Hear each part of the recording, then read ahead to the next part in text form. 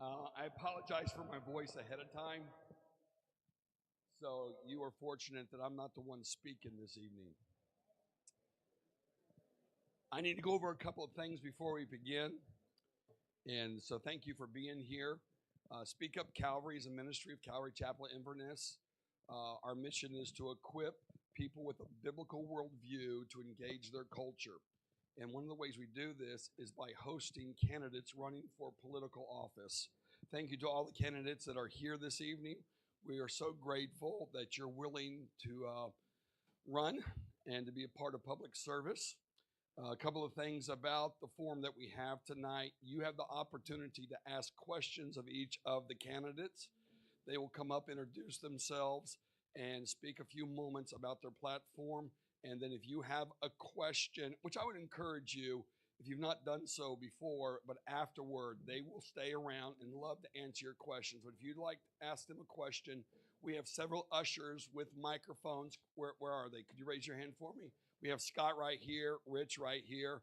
If you have a question and you want to ask, you need to get hold of one of them. A couple of rules of engagement, if you don't mind. You have to ask a question. It's not a commentary. It's not what you think, and it has to be about something about our county. We're not interested in what's going on in Washington, D.C., who is, right? We're not interested about Tallahassee. We're wanting to know about how these candidates are going to perform their official duties if elected here in Citrus County. And I've only had to do this once, but I will cut you off if you don't ask a question. It doesn't mean that you're a bad person. It just means that I want to do all I can to make sure that the candidate can just be able to introduce themselves. So let's do that. Also, by the door, we don't have a whole lot of copies, but by the door that we have the 6 amendments that will be on the ballot this November. And we'll have Barb Gosa come up and explain about Amendment 4, but it's worth your time to go through this to make sure you're understanding what you are voting for. Also, if you're not registered to vote, it's too late for the primary, but for the general election, there are registration forms that you can fill out and turn in and do that. And if you're a registered Republican, we have a sample ballot for the Republicans. So those are things for your benefit. So you can pick up copies there. And you say, well, what if we run out of copies? We'll have more Sunday morning at 10 a.m. in the main sanctuary. See, I had to get that in there. So a couple more things. We are going to go straight through tonight. We're not going to take time for a coffee break. It'll be a little long evening, but it'll be well worth your time. There are coffee and pastries. We ask that if you want to get another coffee or a soda that you can ask for, that you do it during the question and answer part, not while the candidate is speaking, but feel free to do so. Also, restroom facilities are straight back to your left once you go under the exit sign for men and women. And then also to my right, as you entered in this evening, there are 2 more restrooms. They're all individuals, so you can go in there if so necessary. What else do we have here? Did I cover everything? Okay, again. All right, so I'm going to pray, and then we'll invite Barb Gosa to come up and explain Amendment 4, and then you should have basically an order of speakers. We have a couple of additions. Jason Kuhn will be speaking right after Barb. He's running for Citrus County School Superintendent, and so he will be there. And Jesse Rumson will be speaking number 12. So Scott Hebert may be here tonight, and if he is, we will fit him in. But with that in mind, let's pray. Father, we just thank you that we live in the greatest nation. Lord, we thank you for the founding fathers. We thank you for those who left Europe under religious persecution to come to and be the founders of a new nation, the new land, Lord, where they could worship freely, Lord. And we thank you that that's the founding and the concept for this ideal that we call America, Lord. We thank you for the freedoms we have. We also recognize our freedoms are under assault. And so, Lord, we're thankful that there are those who are willing to engage to make sure that we can protect all the freedoms that have not come from our government, but have come from you, God. You gave us our freedoms. And government was wise enough at the time to recognize the freedoms that you have granted to us. We pray for each of the candidates that are here tonight, Lord, that your will be done in their life. And Lord, whether they make it through the primary or make it through the general election, we say thank you for their willingness to engage and be a part. And Lord, we want to hear what they have to say. And I pray for every person who's watching on the live stream and here in this room this evening, that you will speak to their heart and let them know the counsel that you have for them, that when the primary comes on August 20th or the general election on November 5th, that you will direct their steps on your candidate that you prefer. And we look to you for that. Lord, we ask that as you continue to bless the families of these candidates, Lord, bless their candidacy, and may they know that you are with them. And it is your Son's name, Jesus, that we pray. Amen and amen. So what will happen, I'll introduce the candidate. They will come up here and they will spend a few moments telling us about themselves, and then I will open it up for questions. They are going to do their best to keep it short. This is not the Gong Show, but we won't hook them. Yeah, I just want to warn them, it may change people's preference if you go on too long. Also, candidates, the mic is on. You don't have to do anything. You just pick it up and you can begin. So before the candidates come up, I'm going to invite Barb Gosa from the Citrus Pregnancy Center to come and tell us about Amendment 4. Barb?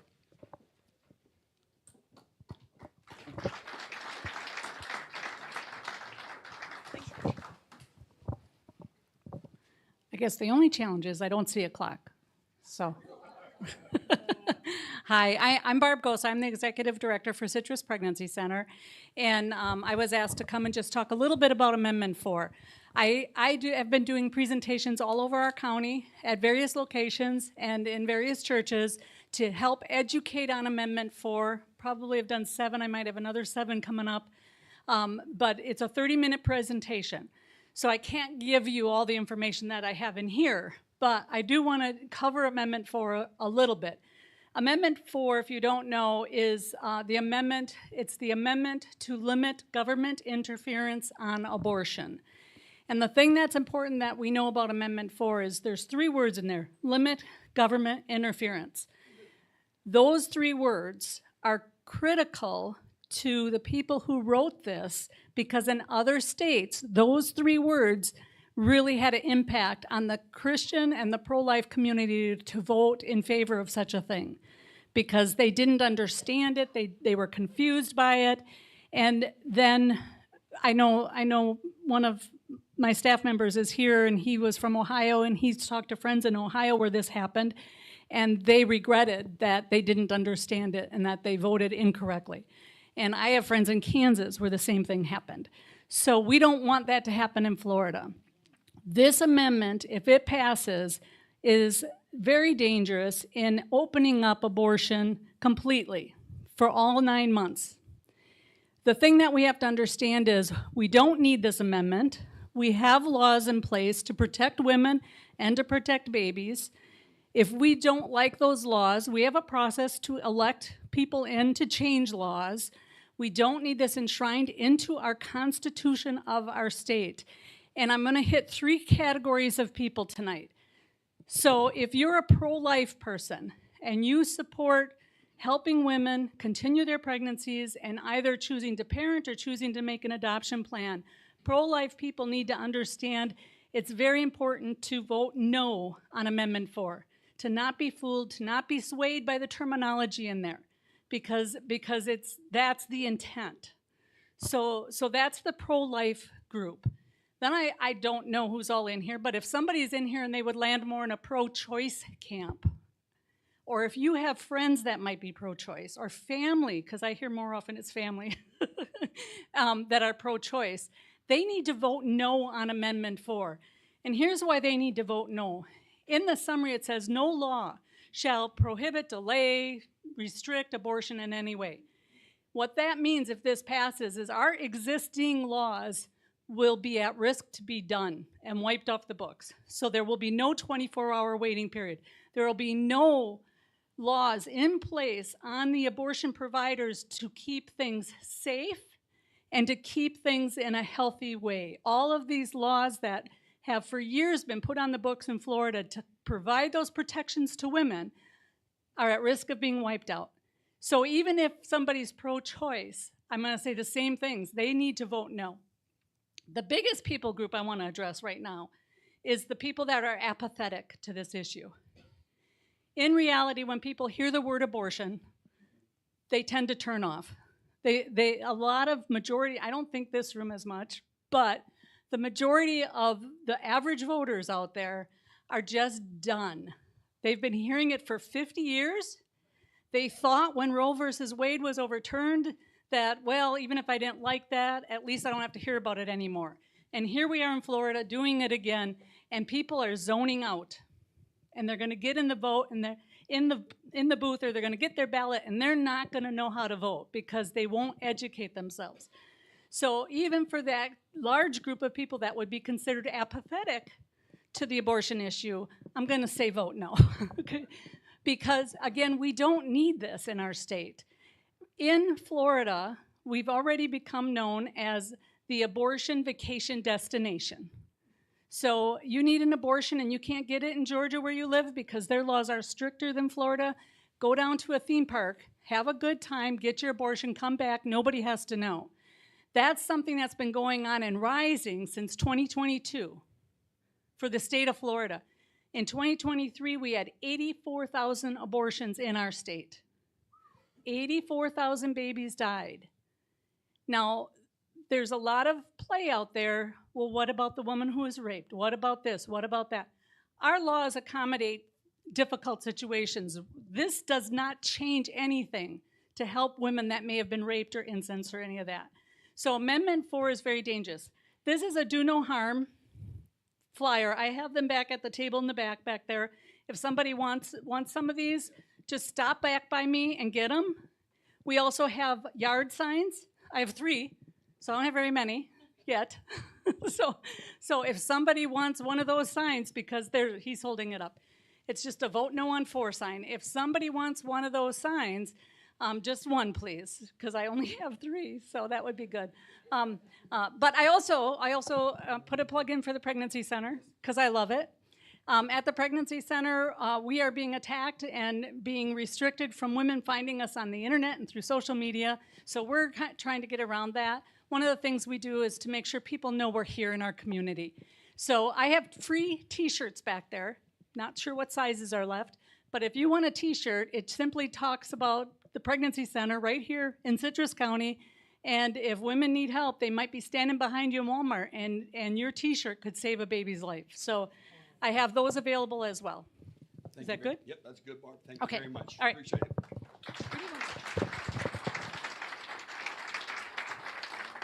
If she runs out of flyers, we have some, and when can you get them from us? Sunday at 10 o'clock. So I want to invite Jason Kuhn, who's a candidate for school board superintendent. Give him a hand as he comes.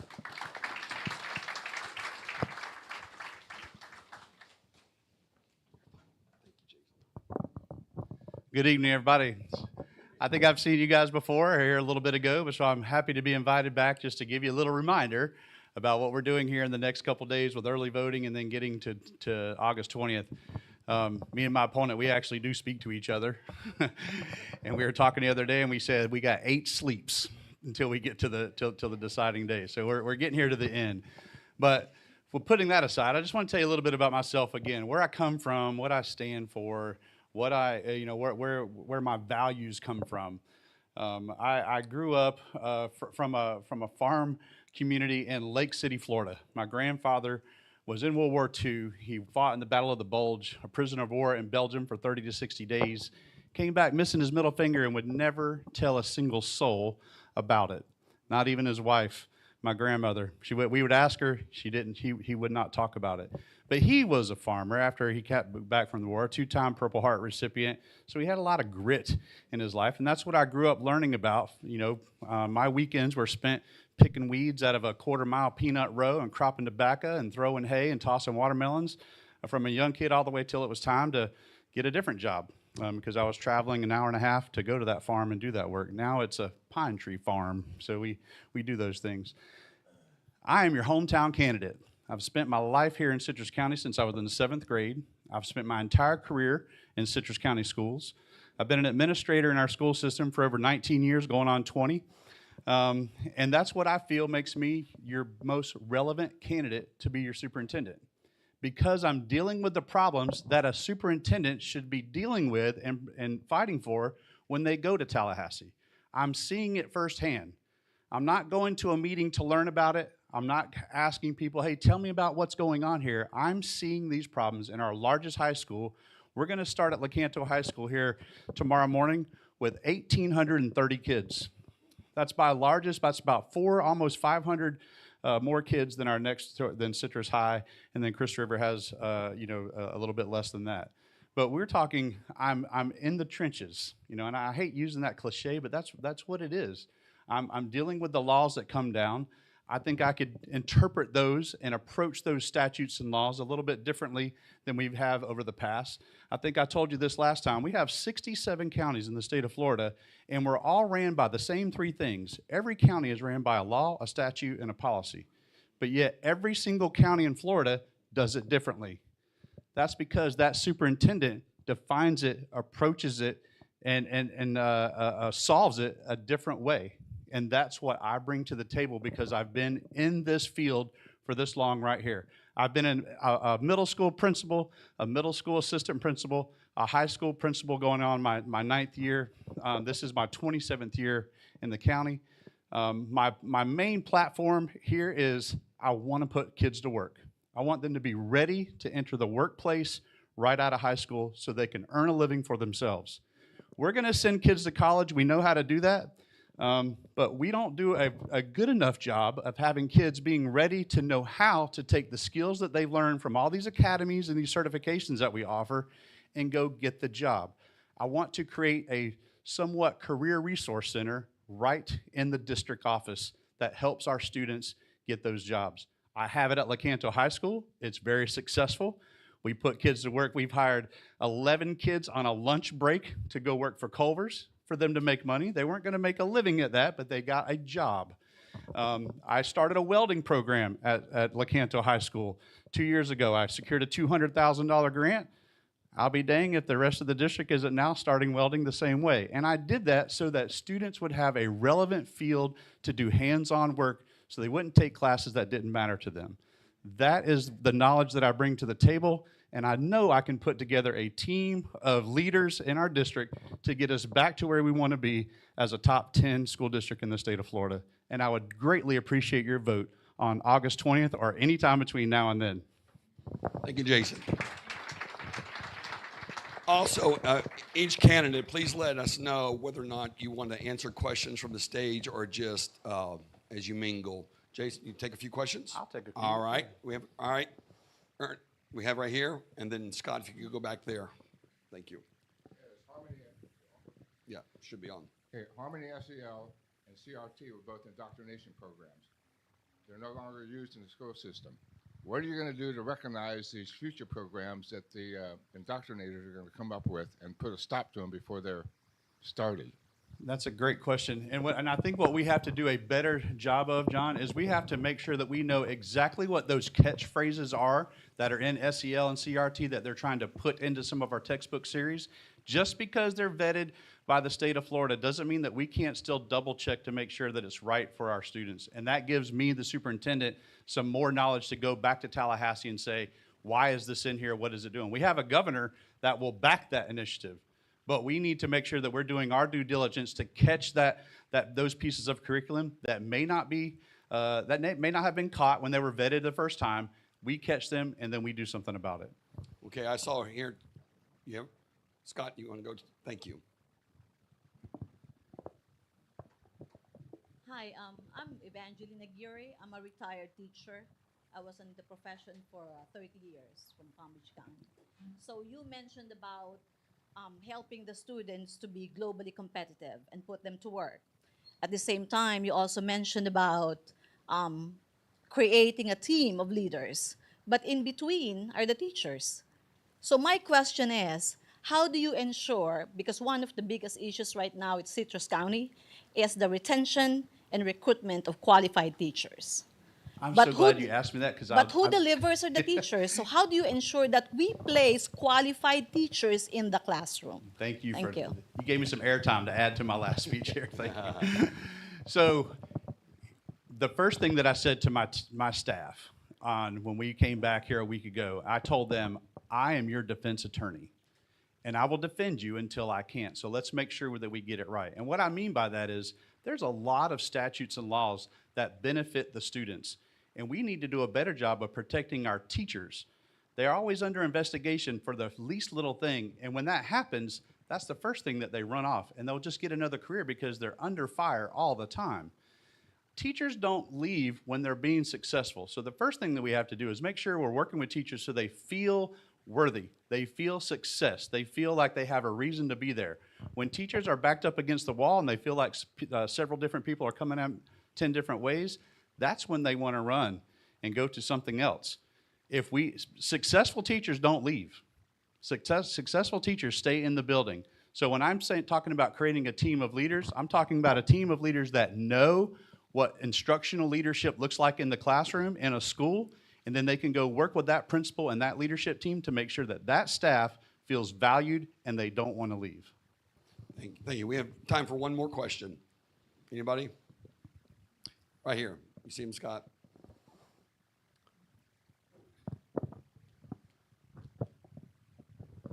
Do you have any policies to support homeschoolers?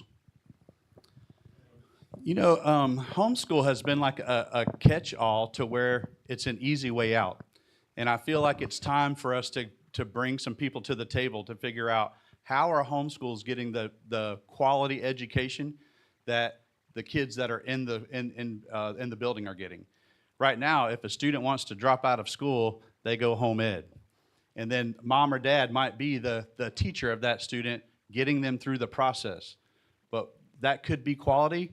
Most times it's not, because when we see kids come back to brick and mortar school from a home ed, they're so far behind that we're struggling to catch them up. So we are, right now there's over 16, now this is an old number, so I know it's much higher than this, but the last number that I had, over 1,600 home ed kids in Citrus County schools right now that are at home. That means at any given time, those 1,600 could come back into our brick and mortar, and then we're going to have to educate them, whether they're ready or not, because that's what they're going to come back to us as. So that is a great point. It's something that we have to look at because it's the easiest way for a kid to drop out of school, and we don't want them to be dropouts. We want to retain them and at least get them to WTC so that they can acquire a skill that they can then go on and make a living eventually, rather than be a high school dropout.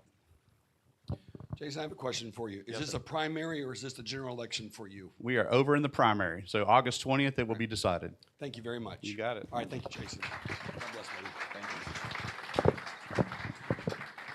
you. David Vincent's coming. He's running for Citrus County Sheriff, and also, if I'm right, this is also, you're done after August 20th. Am I right?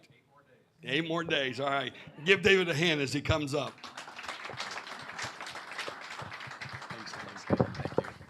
All right. I'm like Jason. I feel like I was just here. We're right here at the end. This is all becoming a blur. I can't remember if I was coming or going, what direction, but I do know it's 8 more days. 8 more days. So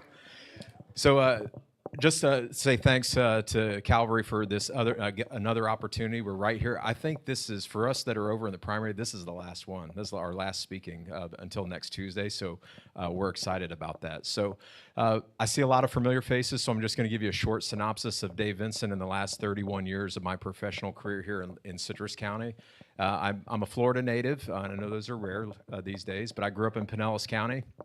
I moved here in 1992 to attend the police academy at Withlacoochee Technical Institute back then. It wasn't college. So moved up here with my now wife of 30. We just passed our 30th wedding anniversary. She's usually here with me, but she told me, she goes, if I do not stay home and do laundry, we are not going to have anything to wear this week. So so I said, well, we probably need laundry this week. So so she's home, but a biggest supporter of me, 34 years going. So we moved up here, 1993. I got out of the police academy, and the first sheriff that hired me was Charles Dean. And back then, you couldn't be hired as a road patrol deputy. You had to either go to the 911 center or the jail, because we ran the jail back then.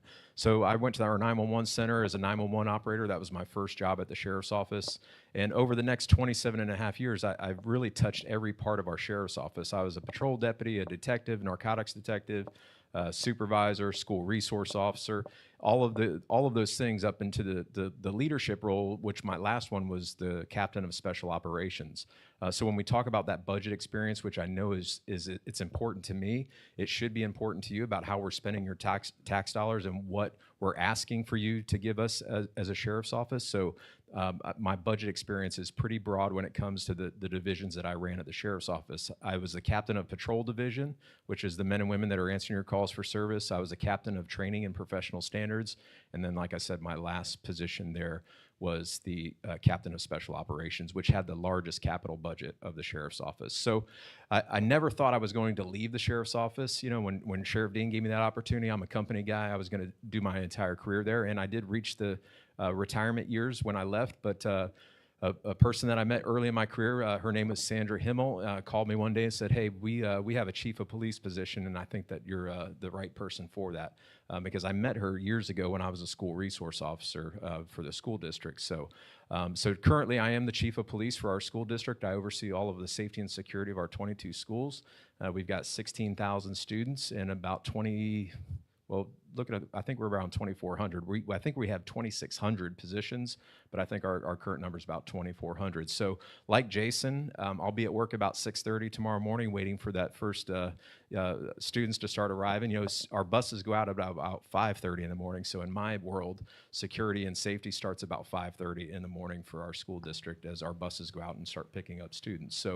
So 31 years of experience here in Citrus County. I love this community.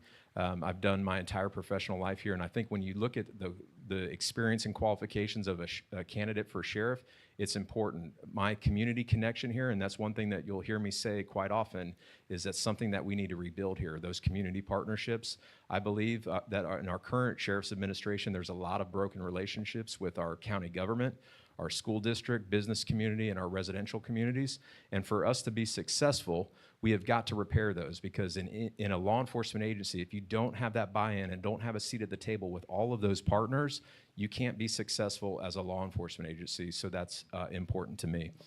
Something just real quick about my education background. I have a bachelor's degree from Florida Gulf Coast University. I'm a graduate of the FBI National Academy in Quantico, Virginia, and I'm also a graduate of the Southern Police Institute Administrative Officers course from the University of Louisville. I spent 3 months at both of those places, Quantico and Louisville, and those are the top two leadership schools in the country when it comes to law enforcement.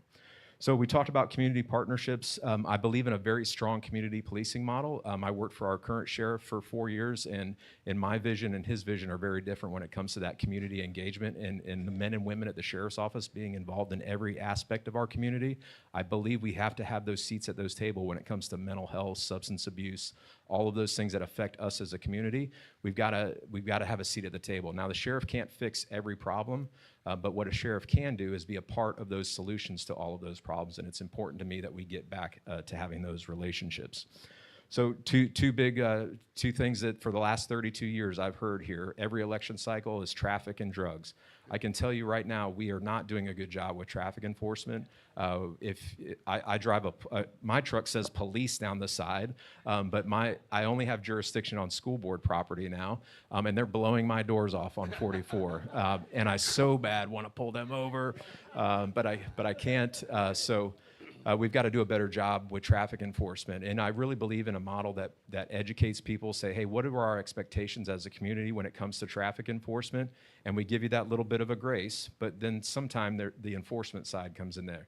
I don't want to be a heavy-handed agency, because I really believe that sometimes when you pull someone over, if you give them a $300 citation, that could be almost their entire week's paycheck. So we've got to be aware of those kind of things. But we just can't turn a blind eye to all of those things, because speed, all of those things, running red lights that I see every day, kill people, and we've got to be cognizant of that. So traffic is a big deal. There's currently only 8 traffic positions for our county at the sheriff's office, which 8 full-time people that is their job. I've been told that 3 of those positions have been vacant for 3 years now at our sheriff's office. So there's really 5 out there. So when it comes to traffic, I see a more robust traffic unit. And really, our goal is to make our roads safer and to reduce fatalities. Any traffic enforcement, the end goal is to reduce fatalities, and that's what we need to focus on and do a better job at. Drug enforcement. For 7 years, I was an undercover narcotics agent here. I bought and sold drugs for a living for 7 years, so I did it legally. I was the good guy, though. I was a good guy, right? So when it comes to that, what is our approach when it comes to narcotics trafficking? I think the difference between myself and our current sheriff is I've been here and seen what right looks like when it comes to narcotics trafficking. Right now, you see a lot of, hey, we arrested X number of people, but my counter to that is if what we're doing now is successful, why are we in the top 5 drug overdose death rates in the state of Florida right here in Citrus County? It's not Miami-Dade, it's not Hillsborough County, it's not Orlando, it's Citrus County.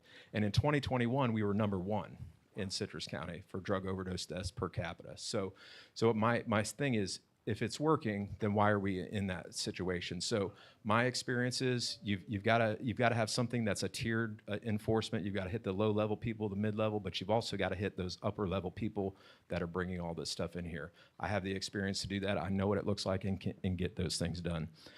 Body cameras, that's the last one I'll hit on. For the last year, when we talk about transparency, because transparency's got a lot of little finger attachments to transparency, but the big one is body cameras. In my opinion, I'm a technology guy, I love technology. We shouldn't be in a law enforcement agency in 2024 without a single video camera in any car or on an officer here in our community. So, and I will tell you, I did a big study in 2016 on body cameras, and more times than not, it helps the law enforcement officer than it does the public. It reassures the public to say, hey, what actually happened there? But it really reduces those frivolous complaints against our deputies, because I'll tell you, I was a supervisor for a long time, and I got a lot of them. And if it's a he said, she said, you've got to say, all right, well, what really happened? The agencies that I've talked to that have body camera implementation, they just go, oh, hold on, while they're on the phone, hold on, ma'am, pull it up. No, that didn't happen. I'm watching it right here. He didn't say that to you. And they go, click. It's a benefit for us. So we've got to get those. Right now, it's been made a money issue. It says, hey, we need money from the county commission. I'm still in contact with a lot of people in that industry, and I'm here to tell you, but if I get elected in January, if I ask every division commander to reduce their budget 1%, we will have body cameras within that first year, because we can do it, and it's not that expensive. So body cameras is another priority. So I'm going to wrap that up. I know I don't want to get the hook from Kevin, but I'll leave you with this. I've been serving you here for the last 31 years. And if you believe that we need to have a sheriff's office that's more fiscal conservative, is more transparent and connected to our community, I would encourage you to vote for me, David Vincent, on August 20th, or in the next few days, early voting. So, and I appreciate the time. All right, thank you. Yeah. And if you any questions? Sure. All right, just 2 things. We'll have time for 2 questions. If you have a question, just raise your hand, and the usher will come to you. David's running against an incumbent. I do need to point out, we did not ask any of the incumbents to come because we want you, the citizens, to do your due diligence. We're not saying anything bad about them, or we're approving of David, not approving of the sheriff. We're just saying they have a record, they have a public record, but we want our candidates who are challenging them to have an opportunity to be made known. Questions? Right here. Yes, would you consider taking the jail back, and if you did, what would be the benefit of the county? Man, that's a great question.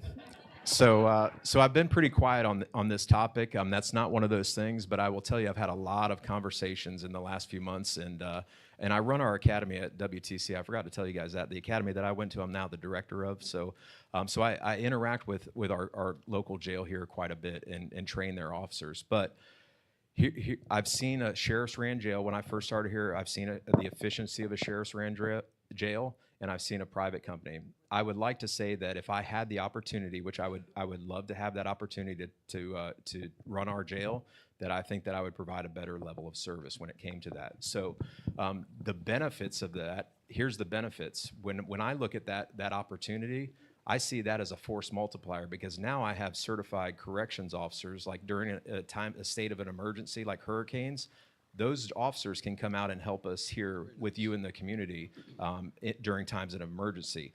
What's the other things we could do? Roadside cleanup. I'm all about putting inmates to work, right? Making sure that we can help them clean up our roadways.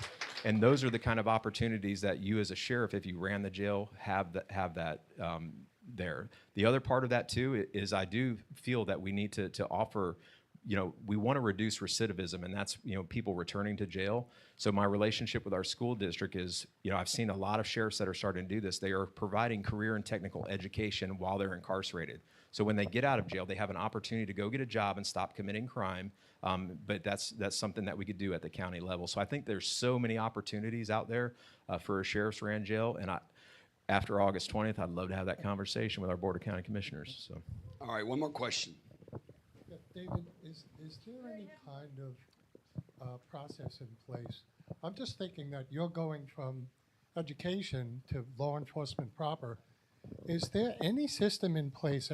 Would there be, do you envision any kind of coordination between yourself and the school system for children that are highly disturbed? Kids that are showing unusually violent tendencies or a bad drug problem, to tie them in with the police, the schools, the family, maybe a social worker.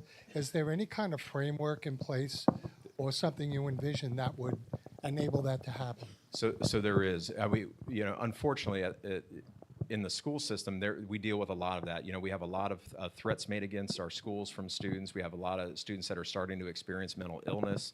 We do a really good job of training staff with it's actually called Youth Mental Health First Aid.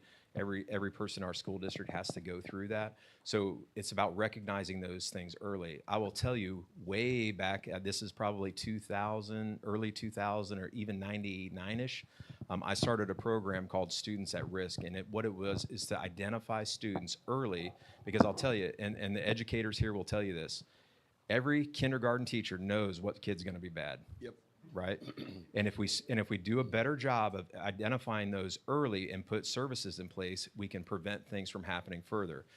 I hate to say it, but we've kind of gotten off the rails, and a lot of that has to do with the relationship between the sheriff's office and the school district about where those programs are going. But I can tell you on the school district side, we have a great threat management process right now. I just hired a full-time person for that last year from the sheriff's office that works with me now and does that. So there's a lot of things happening behind the scenes that you don't really see out in the public, but we are pretty tuned into that mental health and stuff on our school district side. All right, thank you, David. All right, thank you. I appreciate it. All right, let's give a warm welcome to Janet Barek, who is running for County Commissioner.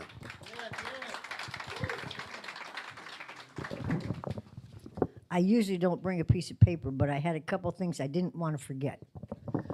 Some of you know me, some of you don't. My name is Janet A. Barek. I have lived in Citrus Springs since 2010, but I've lived in Citrus County since 2006, and I've been visiting Citrus County since 1979. And my in-laws bought a house in 1970 because they were one of the first in Beverly Hills. Okay, I'm married for 53 years. I have 3 children. I have 9 grandchildren and 9 great-grandchildren. They're not running for office. I am. Okay? Since I have moved to Citrus County, I have been involved in many, many things. I was a teacher at Dunellen for 3 years, math, favorite subject, middle school, better grades. Then I taught at the Juvenile Detention Center at Cypress Creek for 18 months, math and science. So I have been there. when he talks about, where the people come from. Okay, now, County Commissioner, I have been going to meetings since 2010, and I go almost every 2 weeks like clockwork. I read the agenda, I read the backups, and I go in and I ask questions. Why aren't you doing this? Why are you doing that? If they're doing something good, I do say, so-and-so did a good job, and I think they need to know they're doing a good job. Or if they're not, I'm there to say something. Okay, now, not just County Commissioner. I am also running for State Committeewoman for the Republican Party in Citrus County. The Committeewoman's job is just the same as the committee man. You go to the quarterly meetings, which go on a Friday and a Saturday, and you sit through 7 to 8 seminars, an hour each on Friday, and at least 3 to 4 on Saturday. You take notes. Okay. You bring all the information back to the to the Republican Party in Citrus County, and you explain it to the REC members. Okay. If the county has some things that they want taken to the state, you take it to the state level because you are the representative. There's one man, one woman. Those are the only liaison people that have privileges to talk and to vote on the state level for the Republican Party. It does not interfere with being a commissioner, whatever. Okay, so I'm president of Nature Coast Republican Club, and I wanted to thank Barb for being here. She came to Nature Coast Republican and spoke with us, and that's one of the things I liked about. She was excellent. We need to do something. The pregnancy center is a wonderful place, and I was glad to see her here today. Okay, now, Board of County Commissioners. Well, they also have 5:01 time certain meetings, which means at 5 o'clock or 5:01, the PDC sends over projects that they've been approving or not approving and telling why. I also attend PDC meetings. The other week, I went to the one with the crossings. The crossings is a project of 400 houses, 300 houses that are built together like townhouses, and 300 apartment buildings. Okay, so it's 1,000 units total. And they're proposing 6 to 8 houses per acre. That's 26 feet if they do 8. How many people here came from up north from a city? You know, those 3-story, 25-foot wide houses with a 2-foot wide. Is that what we want in Citrus County? Well, the PDC approved it, and now it has to go to the BOCC to get the final stamp of approval. Dixie Hollins, who has lived in this county all his life, okay? He was on the original PDC planning committee. He got up and he said, when we came up with the land uses for this county, and they put all the different land uses on the map, it was designated 4.1 houses per acre for that section that they want to change to the 8. Okay? And they didn't even listen to Dixie. Across the street from where they're going to do this is the quarry. Maybe half a mile down the street from this is the traffic light to turn on to the Canto Educational, okay, to move into the educational complex. Okay, they're proposing 3 entrances, one for the houses, one that would go to the townhouses. Then there's in front of that, they're going to have stores. Then they're going to have this third entrance, which is going to take you to the townhouses and the apartments. And then they're also going to have stores over here on the other side of that. So if you think you got 1,000 houses going in over a 10-year period, because they're going to build it out in 10 years, that's what they said. And they're going to be 1 to 2 cars per. You got 3 exits right there onto 491. Okay, so I am watching this because this is not what Citrus County, at least from what I'm understanding, This is not what the residents want. We want to keep part of, if not all of, nature and Nature Coast. Okay, besides being president for the Nature Coast Republican Club, I was also president for Citrus County Council, and they no longer exist. Groups like this would send representatives to the monthly meetings, and we had different people came and talked to us about what was going on in the county. It was a wonderful organization because your organization would send 2 representatives, this organization, but that disbanded. Okay, I have also been the president for Citrus Springs Civic Association. Prior to being Citrus Springs president, I was the secretary. So having been a secretary for the Citrus Springs Civic Association for 8 years, I know how to take notes. I know how to do a good job and get back. So when it comes to state committeewoman, I should be able to take notes without any problem and bring back stuff to our locals. So doing the 2 jobs, they do not overlap. They are 2 separate things, but they are easy to handle. I'm not the only one in the state that is running for the 2 positions. Okay, in Marion County, one of the commissioners is a state committee woman, and it is not against the state rules to do both positions at the same time. So I want you to understand, I can handle the 2 jobs. Now, for the REC, I volunteer for a lot of things. I am one of the 4 people that is in charge of the flea market. Flea market is every Saturday and Sunday. We open at 9, we're there till 2. In the colder weather, we're there till 3. It gives the candidates an opportunity to come meet the people. Or, after this election, we'll be pushing the 6 amendments and those candidates that will be on the November ballot. So at this point, right now, we have a whole lot of candidates with information, and I was there this afternoon, I was there yesterday. So the thing is, I'm out there listening to what people have to say. People come up to me in the grocery store, and I tell this at the Board of County Commission. I said, people come up to me in the grocery store and say, Janet, I saw you on TV. Could you please ask about this? Could you check into this? And they know that I will get back to them because I try to be accessible to everybody. And at this point, whatever questions you have, I'm willing to answer. Janet, let me ask a question. Is this a primary for you, or is this the general election? Oh, when 20th is done, I'm elected. Okay, and you're running against? You notice I said I'm elected. I'm running against Ruthie Schleybaugh, in case you don't know who she is. Okay.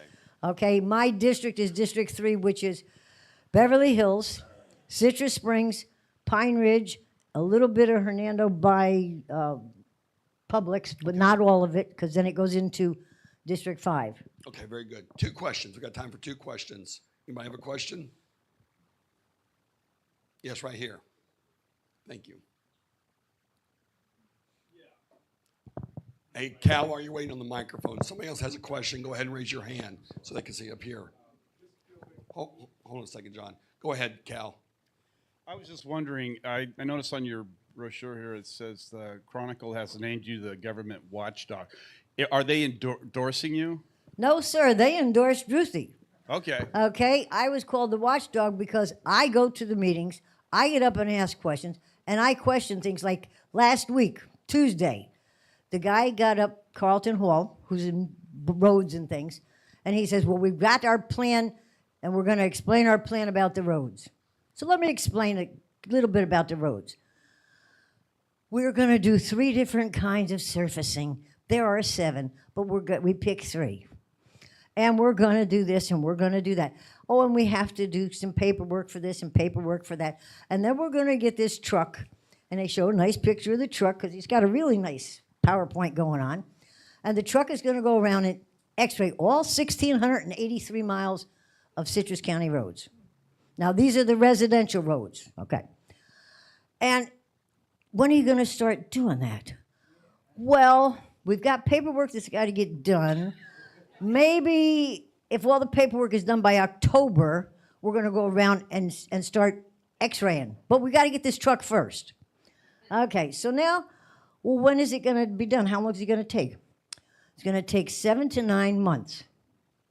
And then when you finish getting that x-rayed, You still have to take and look through the x-rays and find the worst to the best. And then you got to make a list of worst to best. Okay, so that's not so bad. We're following along. They collected $16.2 million from us taxpayers for the 23-24 tax year. That's sitting in an account. They haven't touched it. The proposed budget that they're going to, approve in September, they're proposing another $16.2 million for that budget for the residential roads. They're not going to spend any of it in 24. They're not going to spend any in 25. They're going to have $32.4 million in an account. And none of the residential roads will have been resurfaced. Okay, so anyhow, he's trying to make it sound really good. So he says, but we do have 4 roads that we've decided we are going to start paving. We're going to start doing, Venable. We're going to start doing Halls River. We're going to do a section of County Road 486 up in Citrus Hills, up by Publix off of Forest Ridge. And the fourth one, I'm trying to remember. But anyhow, these are collector roads. They're not residential roads. Collector roads are eligible for SCOP money. For people that don't know what SCOP money is, that's SCOP. Okay, it's Small County Outreach Program that the state has. Because we have less than 200,000 people in our county, we are eligible. It's a 75-25. The state pays 75%, and the county pays 25%. You have to put in paperwork, and then they have to approve it. Well, we're not going to wait for that. We're going to use $950,000 and start paving, according to Mr. Hall, this past Wednesday that just passed. Okay? And that's 4 roads that are not residential roads. But the 5 commissioners, they listened to his speech. They never ever once asked anything about the fact that these were collector roads. Okay? I don't know if they actually know what a collector road is. I mean, Rebecca Bays asked, can we have a list of all of the SCOP-eligible roads? Well, those are collector roads. She's been a commissioner 4 years, back 8 years ago, and now she's been a commissioner. This is her 2nd year of this 4-year stint. To me, I actually know what they're talking about. So to me, I feel that I am qualified for this job. I do my homework, I go to the meetings, and I will be working for the citizens, not for me, for the citizens. Thank you. Yeah, John, one more question, John. I just had a quick, because you mentioned the boundaries of the district, but here in Citrus County, everybody can vote for your position, whether they live in Floral City or Inverness or anywhere else. So all right, thank you, John. All right, give Janet a hand. Thank you very much. Also running for county commissioner, and he can correct me if I'm wrong, Curtis Bryant, you're running against Commissioner Kennard. Correct. Is that correct? All right, thank you. Is this also a general election for you? Yes. Okay. So August 20th, I am done. All right. And I can go back home and relax a little bit. So my name is Curtis Bryant. I also go by CJ. So if you guys see that on the ballot, it's not 2 different people. It's the same person. I grew up as a junior, so everyone called me CJ growing up. And a lot of my friends were confused when they saw the ballot and didn't realize I was also Curtis. So they asked me about that. So we put both on the ballot. So a little bit about me. I came to Citrus County in 1991. It was not by choice. I was given to my grandparents and my brother and I by the state of Connecticut, who took us away from our parents for home life issues. And we moved down to Citrus County with my grandparents. Best thing ever happened to us. We got to live here in Citrus County. We got to experience retired life. My aunts and uncles were always jealous of us because we're always traveling with our grandparents, and they never got to do that because they were working full time when they grew up with them. But doing that, I got to experience a lot of things and see a lot of things growing up. I attended Citrus County schools from 1991 on. I was in the Boy Scouts. I earned the Eagle Scout Merit Badge. So I grew up serving Citrus County, picking up roadways, doing public service as a teen. Graduated Citrus High School 2002, went off to college, went to Florida Southern College in Lakeland. Graduated there 2005 with a degree in marketing, came back, got married. We decided to have a family here because my wife's parents lived here. We started a business. We have a photography business over in Crystal River, which we still own and operate today. So a photography business. So I used my degree in marketing to create a business, came back to Citrus County, and we have 3 kids that attend schools here and live in the county as well. So why am I running for this position? Why am I giving up? We do a lot of traveling with our photography. We go different places. So why would I sacrifice that to come to Citrus County and do this and serve Citrus County? Number one, I feel that we're losing the county that we all came to love and enjoy. Drive through anywhere in Citrus County, the growth is here. We've talked about it forever. We've never really had a plan for that, and now we're just seeing growth everywhere for that. So getting into this race, I wanted to make sure that we preserve Citrus County, we keep it the nature coast. My first decision in this, I told my campaign manager, I'm not taking developer money.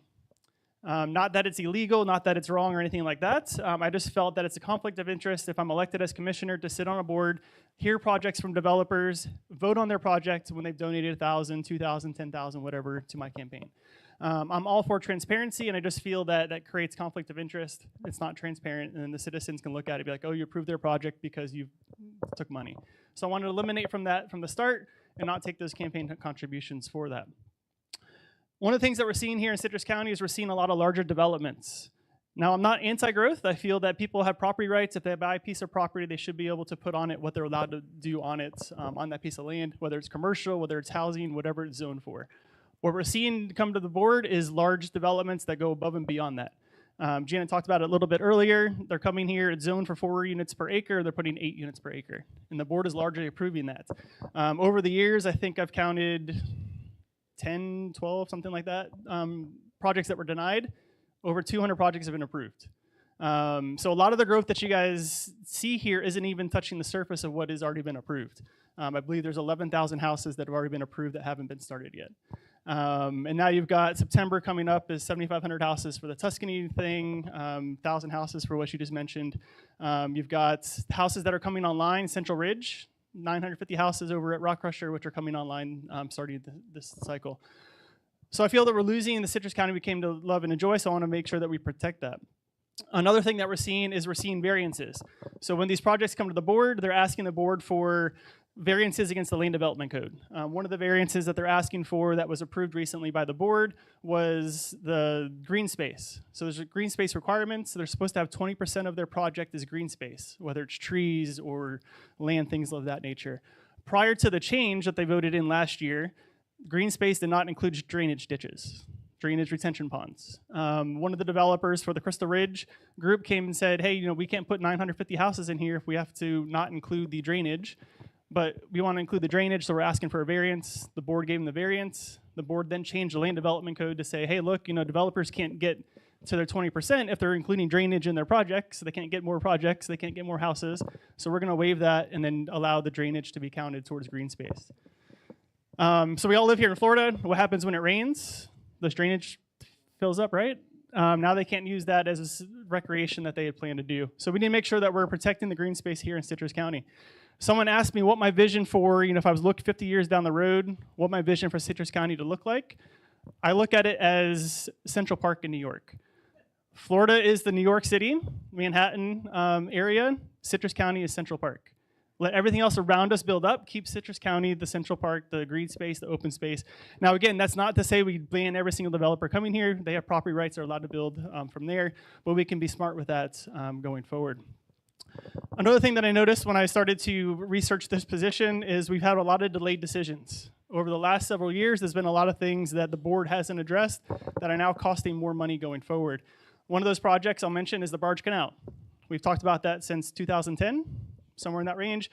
They approved it in 2016 for $5 million. They didn't build it for whatever reason. They changed their mind on that. Now they're proposing it again, and now it's a $15 million project.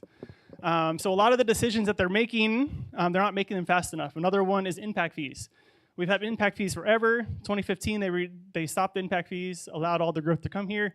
They realized the growth was coming, and they still didn't bring them back. So they delayed that. 2017, they started bringing them back. 2021, they brought them back a little bit more. And then you just saw 2023, they had the emergency hearing to increase the transportation one, which pays for your road widening and things of that nature. But they've missed out on millions of dollars that would help pay for the infrastructure projects. And that's the biggest thing here in Citrus County is we don't have a lot of the infrastructure in place. Our roads are horrible. It's never been a priority, so I want to change that going forward. Another thing is being conservative isn't always about making sure our tax dollars, or making sure our taxes are as low as possible. For the board, for the years, the board has prioritized low taxes, rollback rates, reducing millage as much as they can, but they've neglected the things that we invested in, mainly roads and things of that nature. I liken it to like a roof. Tree falls on your roof, you don't spend 2 years waiting to fix the roof. You fix it right away. Because if you don't fix it right away, it's going to expand and the problem gets bigger, and then you have to replace the entire roof rather than that one section. So things like roads, we've ignored it for years and years and years. We didn't want to put the budget in there to do that. Now it costs 3 times as much to pave a road per mile than it was 5-10 years ago. Put that in perspective, 5 years ago, it was about $150,000 per mile, and just the recent meeting was $350,000 per mile for that. So they hadn't made that a priority, and I want to fix that and get those projects done. I also feel it's time for new ideas. The person I'm running against, Jeff Gennard's been in office for 8 years. I just feel that once you do your 8 years, you kind of move on to the next thing. We need people that have new ideas to come to the board. One of the things I proposed a couple weeks ago, and it created a firestorm on Facebook, I got a ton of phone calls for it, was the animal shelter. Again, one of those projects we talked about for years.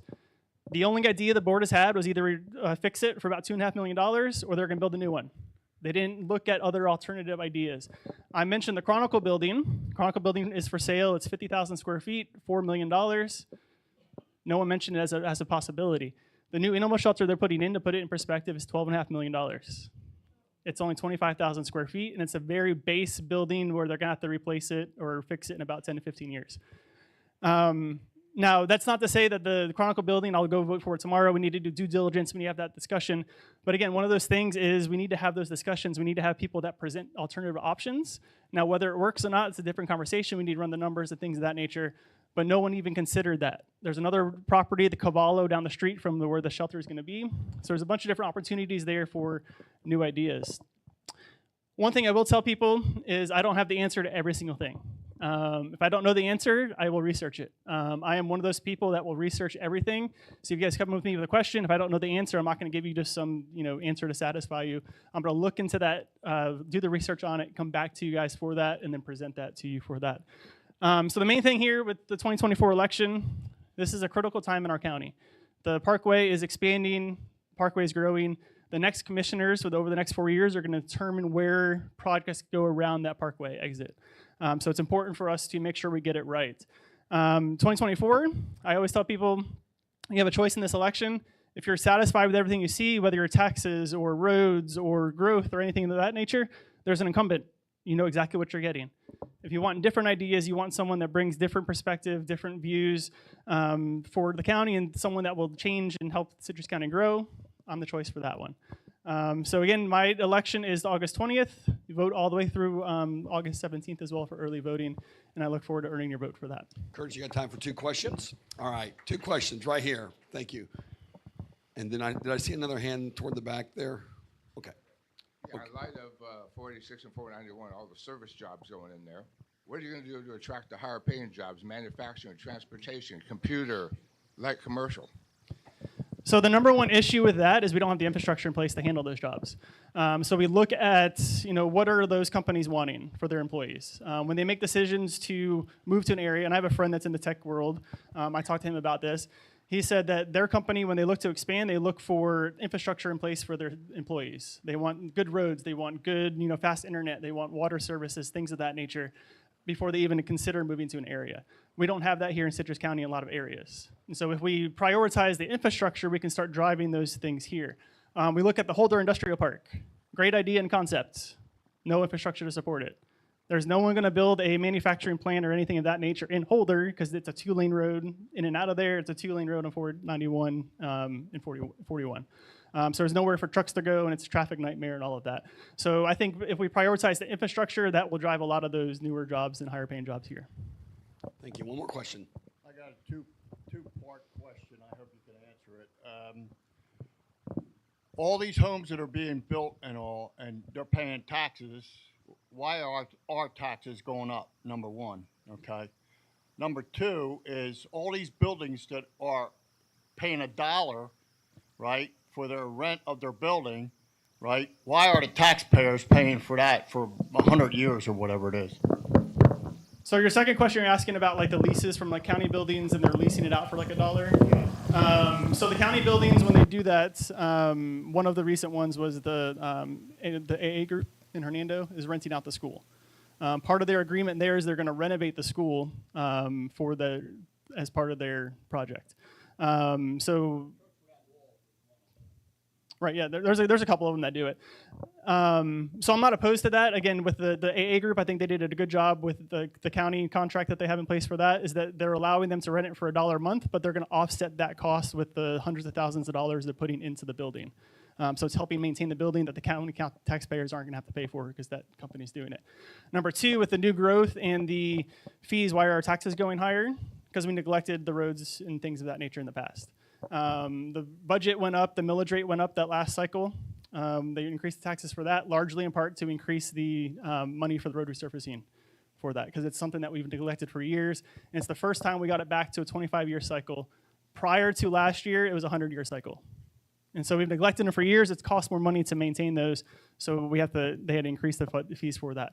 Now with the impact fees are only paid for by new growth. So if you own a current home, if they raise impact fees to whatever the number is, you guys don't pay anything for that unless you build a new house on a new piece of land. And so for years when they've neglected that, we lost $6 million over 2 years between 2021 and 2023. That could help expand roads, that could help pay for sidewalks. Halls River Road, they're talking about sidewalk project for that. $6 million project, they don't have the money for it, but had they had the impact fees in place, they could have done that without using taxpayer dollars for that. Thank you very much, Curtis. All right. I want to invite Tracey Edgmon to come. She's running for State Committeewoman. Give her a hand as she comes.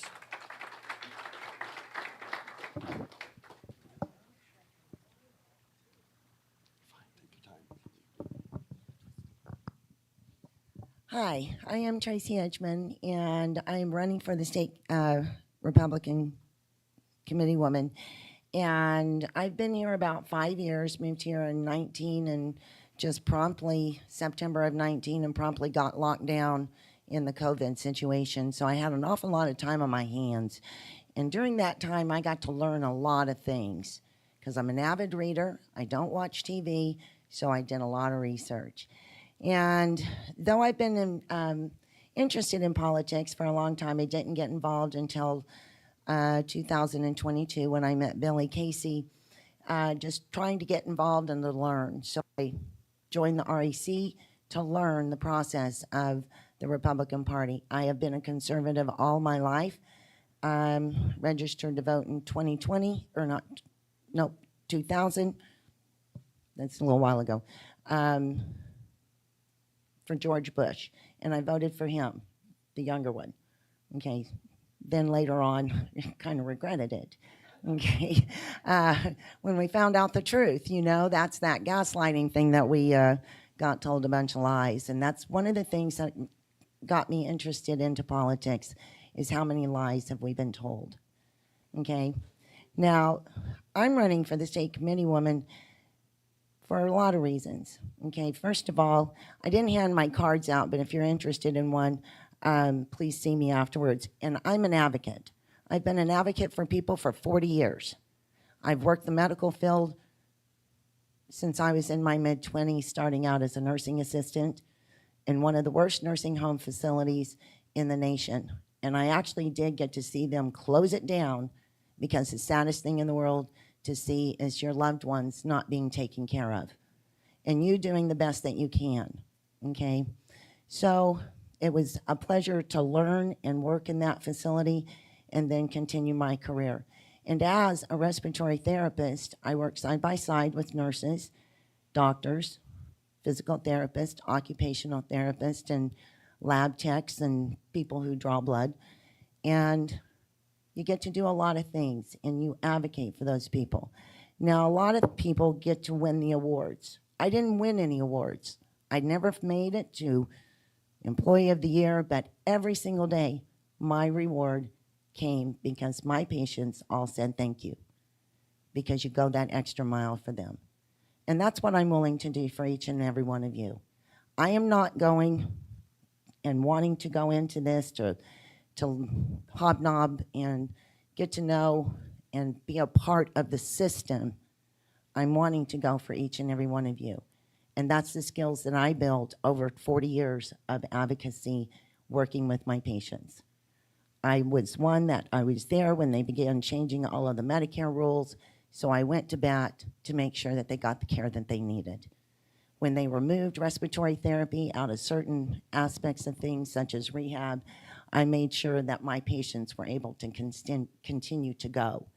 If they needed a piece of equipment, even though I was a single mother of 2 teenagers, I got them that piece of equipment and never, ever asked for anything in return, nor did we tell on me. So that way I could continue to help them.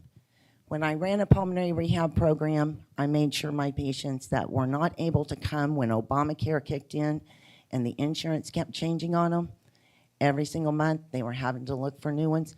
I actually helped them to be able to come, and however I had to do it. So I'm an advocate for each one of you.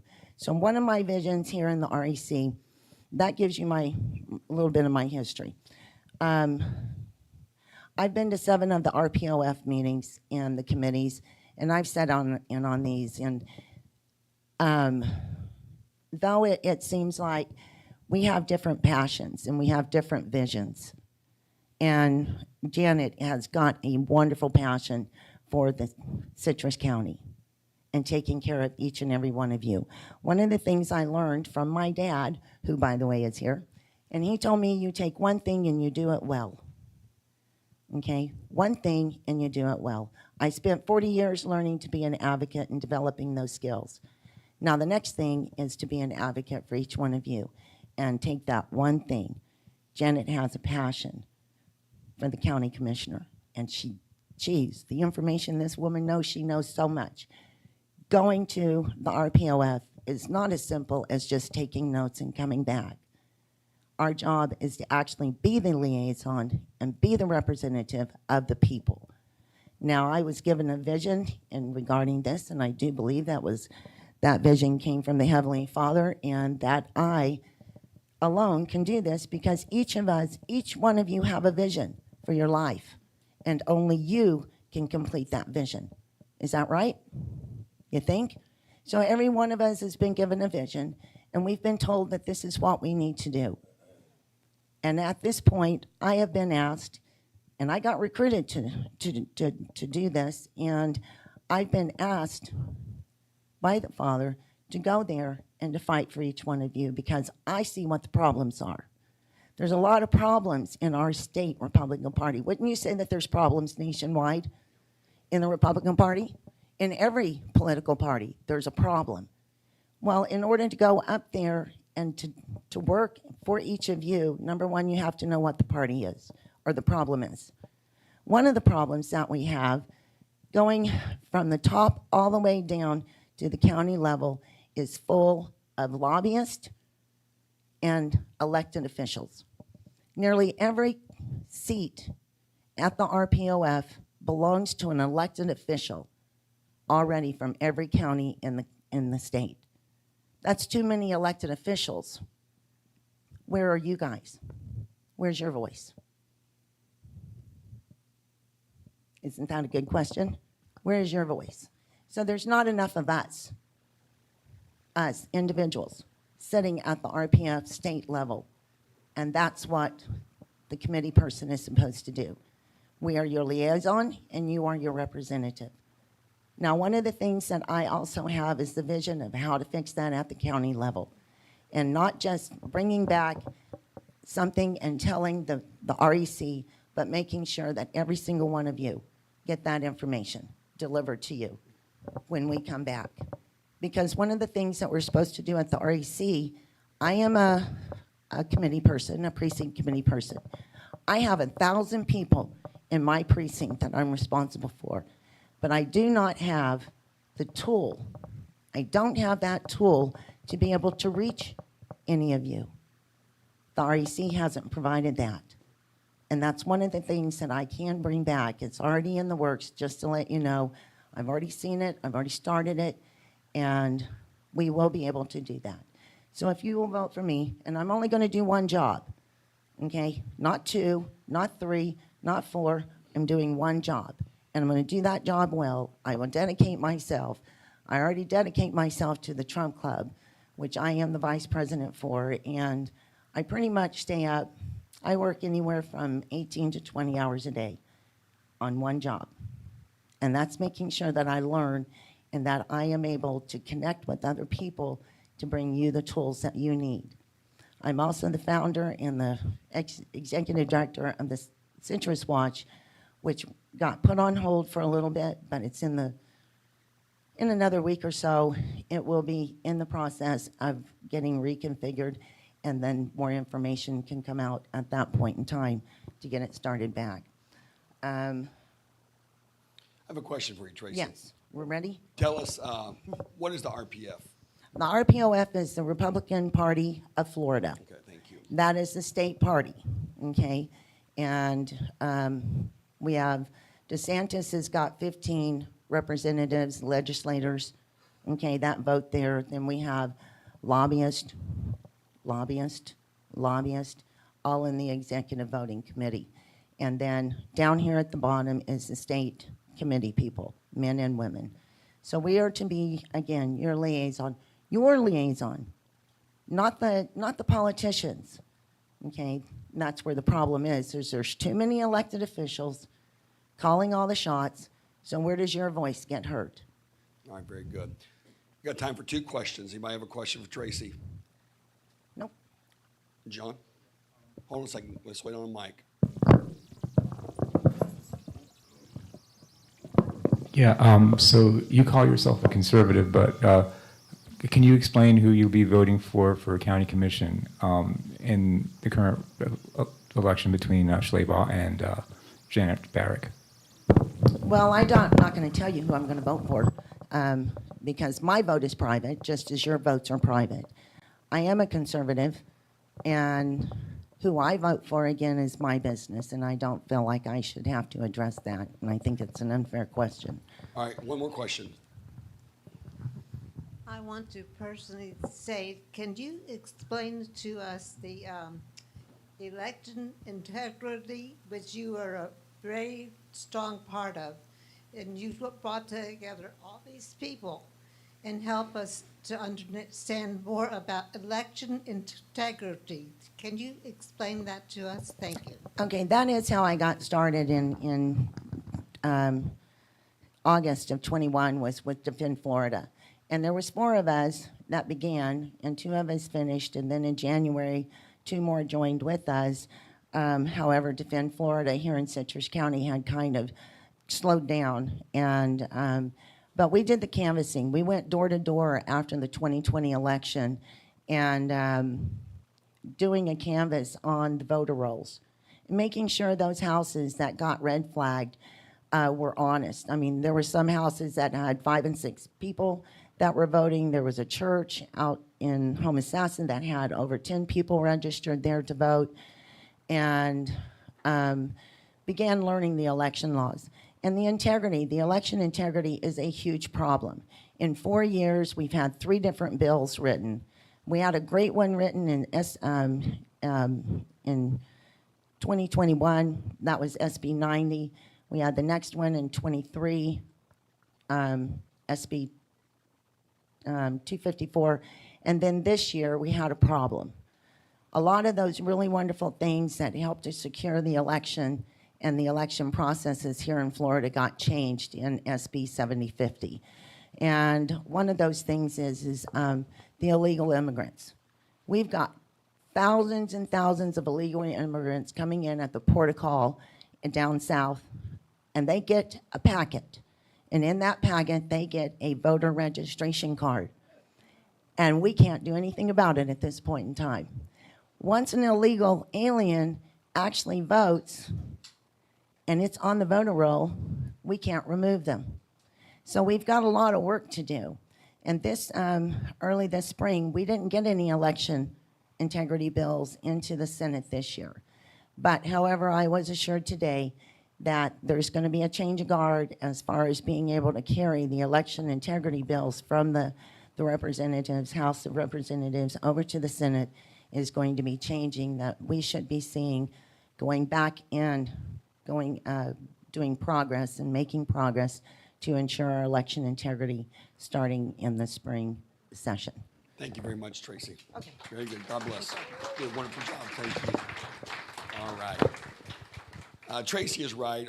Our vote is private, so that's why we invite the candidates to come up here and tell us their philosophy and to gauge whether or not it matches ours when we go into the voting booth. We want to invite Ken Frink coming up for the school board member. Give him a hand as he comes. Thank you so much, Kevin, and thank you guys for coming out on a Sunday night.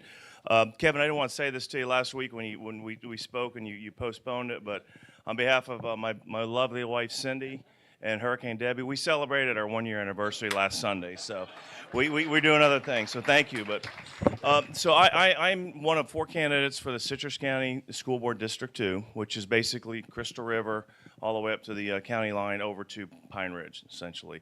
It is a nonpartisan position, so unlike the other candidates that you spoke to so far, I have to get, or one of us has to get 50% of the votes to be finished in August. If not, we go to what's called a runoff. So 2 of us would go to a runoff in November. So fingers crossed. Sorry. I had surgery last couple weeks, so this is not some weird jewelry. So this is just, but anyways. So a little bit about the school board. And Jason was up here earlier. He's running for superintendent. The superintendent is elected and the school board is elected.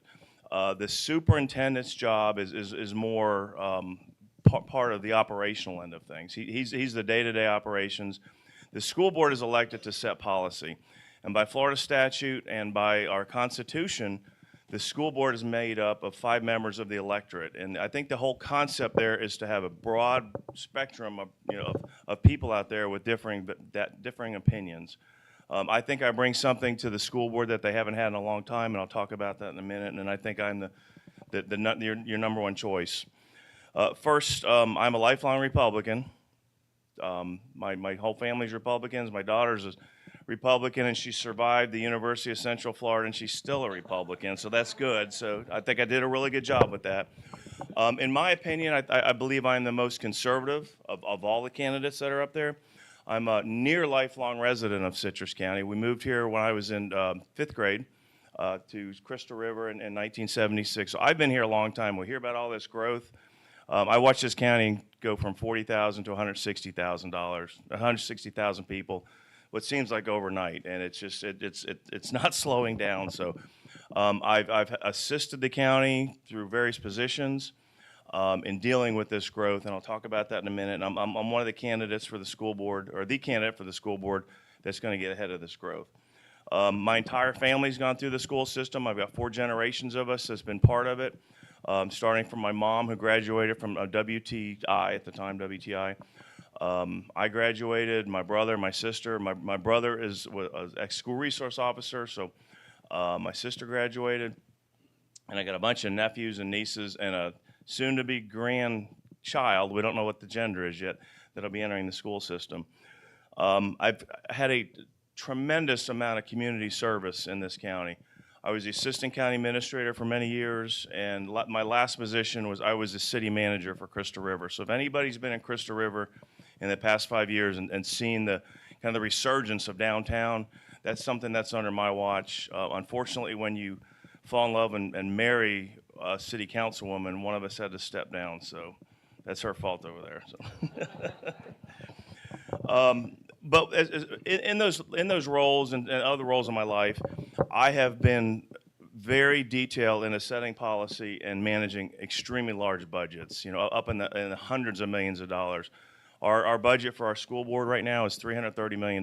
So you really need somebody up there on the school board that understands big budgets.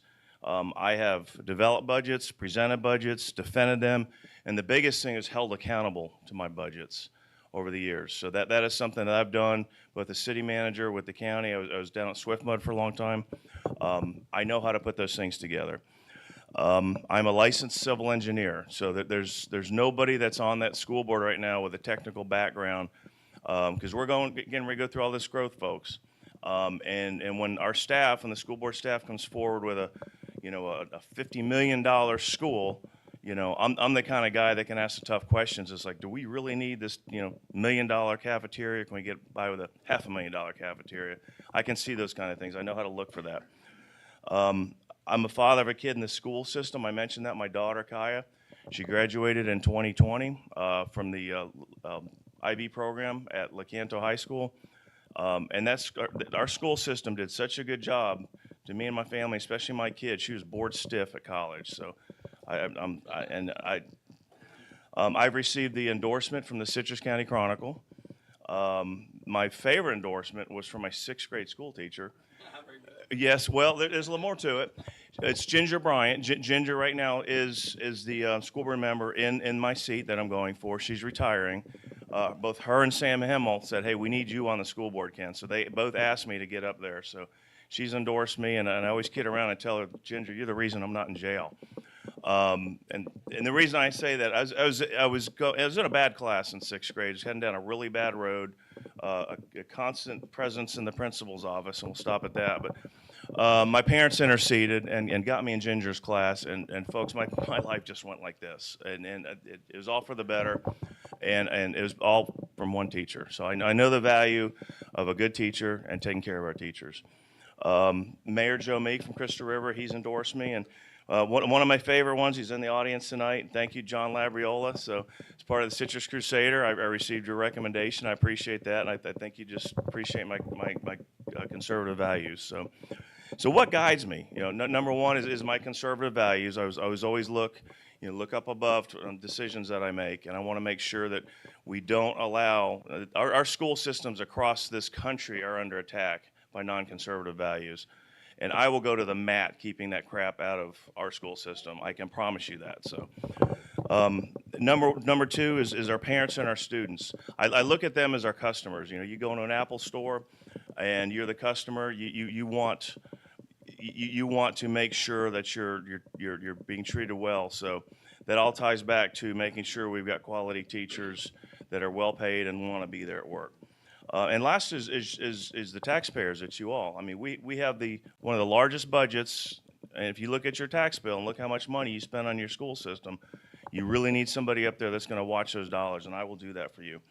So what are my big priorities? Number one, I want to stick to the basics. Reading, writing, and arithmetic. That's the biggest thing I see is we've really ventured off, and I'd like to bring things back to, what we all grew up with. Number two is Mr. Kuhn had mentioned this earlier, is creating career tracks that are not for college kids. Now, what I see in the school system is we've got a lot of that. We've got a construction academy, we've got a health academy, we've got an environmental science academy. What I'm going to do is I'm going to bridge the gap between the school and the workforce out there, and make sure those two folks are talking, because right now we're not doing a good job of explaining to the workforce, what we have available in the schools, and with the schools not looking at what the workforce really needs. Because, like I said, I'm a civil engineer. We hire drafters. That's what I do. There's a wonderful drafting program at Citrus High School and Crystal River High School, and it's a really good stepping stone for college. It's a really good tool to have. But these kids are unemployable coming out of these programs because they're not learning the things like the Florida Administrative Code and the Florida Building Code to where they can actually be productive in the workforce. So I think just a conversation with the industry and whatever this particular program is much needed. The biggest thing is, folks, we are losing 140 teachers a year. Think about that. That's over 10% turnover. That is a very unhealthy organization. Something's wrong, okay? And now the good thing is they're bringing in about 180 to replace those. But of the 140 that are leaving, 100 of them are leaving just because they don't want to work here. So, and it's not a good working environment for the teachers. Mr. Kuhn had mentioned some of it. We need to have policies to where we stand behind our teachers. We don't need to be reprimanding them just because it's the easiest thing to do. We need to stand behind our teachers when they make these tough choices. We need to give them the policies that allow them to control their classrooms. Because right now, over the years, The ability for these teachers to control their classroom has been taken away from them and given to administration. That's wrong. They need to control their own classrooms, as the bus drivers need to control their own buses. And I spoke with the district's HR director, and she said, I asked her, what's the problem? How come we can't get good teachers? And why are they leaving? There's two things. I keep showing you this finger. Sorry about that. There's two things she told me. One of them is pay. Back when Amendment 2 was passed 4 years ago, and we raised the minimum wage from $10 to $15, the school system did a really good job, because they had to do it legally, is raising those folks up that were not making the $15 up to that rate. But everybody up above them pretty much stayed the same, so they created what's called compression. So these folks that have been there for 20, 30 years are making not much more than these kids coming in from starting from scratch. I want to fix that, number one, because they can't even bring in a teacher that's got 20 years experience and start them much above the starting salary. So we need to be able to take their, reward our teachers with a decent pay. And last is workforce. And we're hearing a lot about growth in this county. But what she told me is these teachers are saying, I want to work there. I can't find a place to live. I can't afford to live up there. So that's something I will be an advocate in front of the Board of County Commissioners to help solve that. So that's pretty much what I got to say. So I'd like you to, if you would think, Frink, when you vote in the next couple of days, I appreciate that. All right, Rick, you got time for a question? Absolutely. 2 questions. Who do we have? Right here, Steve. Let's get a microphone over to him. And if you have a question, please raise your hand so the guys with the microphone can bring it to you.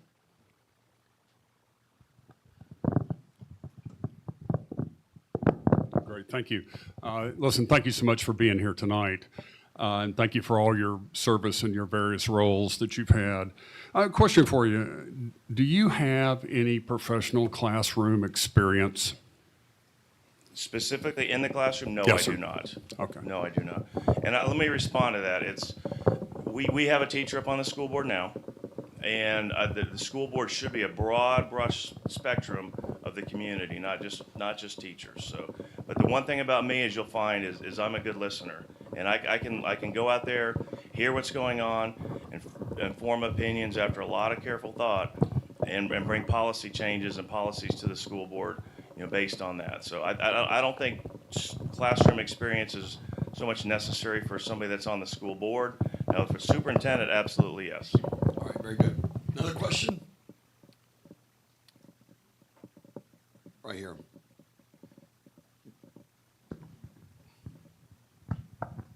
Yeah, a few months ago, I asked you about the settlement that you, I sent you an email explaining what the settlement was with the state regarding the Parental Rights in Education Act. One of the provisions of that settlement was that the current Parental Rights in Education Act does not prohibit teachers from putting up a safe space like LGBT, whatever, sticker in the classroom. What could the school district of Citrus County do to prevent teachers from, pushing their ideology in the classroom? Thanks. Well, if that's coming down from a state level, it's going to take state changes to make that happen. So, and I have, over my career, I've spent a ton of time up in Tallahassee making positive changes. We brought in, tens and tens of millions of dollars into the city of Crystal River from state money. But the biggest thing, though, is, and going back to what you're saying there, if there's a problem up in Tallahassee, I've been very effective up there writing and having statutes changed to benefit, whatever the particular thing is. And if that's got to take a change in statute to do it, then I would do it. All right, very good. Thank you, Ken. We appreciate it, man. Let's welcome Greg Hoyne up. He's running for state committeeman. As he's coming up, if you need something to drink, we have coffee back there, soft drinks, and please feel free to do so. Hi, my name's Greg Hoyne. I've been a resident for about 20 years. I'm a retired firefighter. I'm a journeyman bricklayer. When I moved down, I became an OPS park ranger for 3 years. I've been a TUFAR member for about 15 years, so I'm very active in conservation and all that, but what got me involved is this. After the 2020 election, I became very angry and frustrated because of the problems that I saw. So in February of 21, I listened to an interview with General Flynn, and he said things are not going to happen by themselves. If you want things to change, you have to get involved at the local level. It was an epiphany. A month later, I met somebody that got me into the Citrus County REC. For the past year and a half, I've been the 400 Precinct Caucus Chair. I took that job, and this is the 400th precinct, by the way. So anyways, I took that job very seriously, and I started going to the RPOF quarterly meetings and sitting in on these committees, taking notes and writing reports to all the members.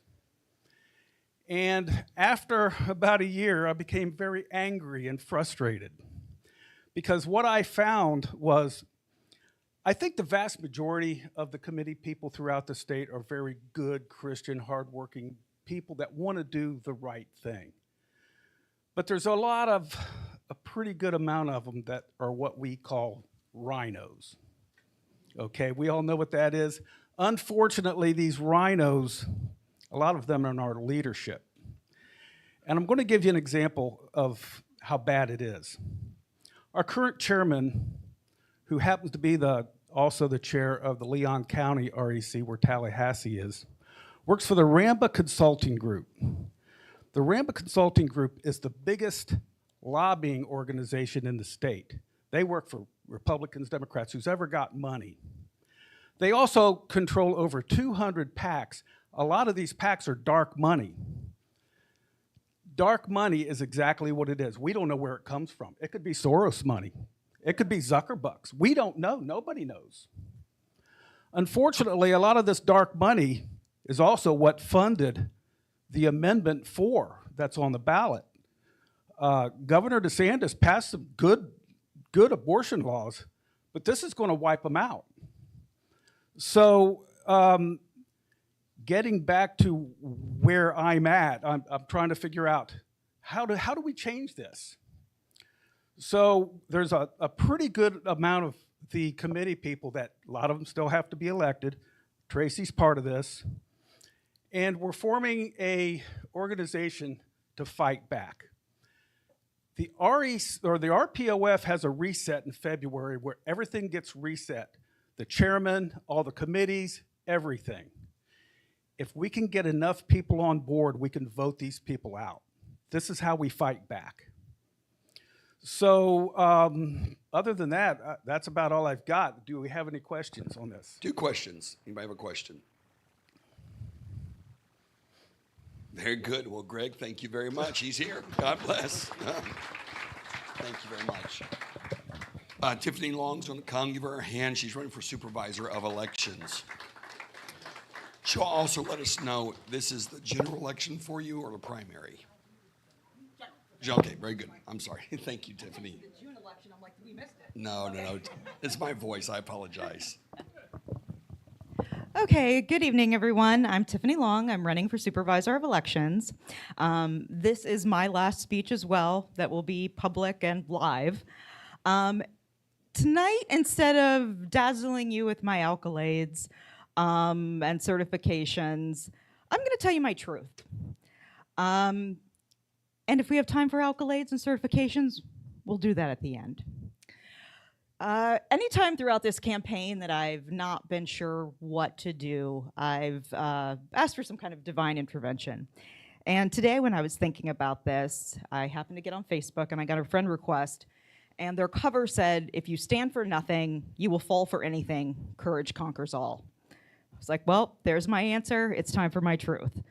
And I realized my error throughout this was that I was so caught up in the idea of finding tangible proof I hadn't spoken my truth. So tonight, I'm not asking you, the voters, to trust me, but rather that I am trusting you to listen to my truth and do your due diligence. Before I started working at the SOE office, I was the secretary for 2 terms for the REC. I had gone into the office, I had seen the current supervisor, always very pleasant, always very nice. I later started working there, and I had heard whispers of micromanaging, toxic environment, but I figured it was probably being overplayed. Maybe the people working there hadn't had a micromanaging boss before. And she had always been very pleasant to me. So I started working there, and it was so much worse, so toxic. Talking about peers to one another, yelling at members, locking someone out of a room and laughing at them with election workers. Beyond that, just the absolute prejudice towards race, handicapped, and sexual orientation.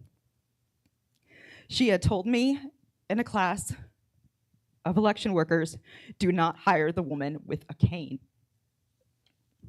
She would have us keep eyes on certain ethnicities.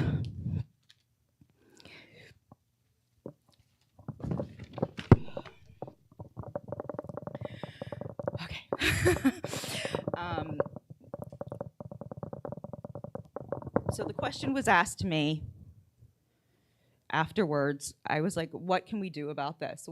What can be done? I spoke to other employees, past employees, and they said we went to county HR, and she's an elected official. They can't do anything. You have your own HR. The HR in that office is a sham. Everything goes, it's just a direct line to the supervisor. So I decided to run. I spoke to no less than 5 employees there, and I said, is this something I can do? I feel that this is something I can do. You've been there longer. You've seen me work. You know what I'm capable of. Is this something that I can do? And they all agreed. The turnover rate is 70% for the last 2 years. Last 2 years, not her whole term. I'm just, because there's always a change of guard. So I'm giving, otherwise it's closer to 130. So we'll just go with the 70%, which, and I have to apologize, Ken, anytime I've heard you say 10%, I smile because it seems so insignificant a number compared to 70%.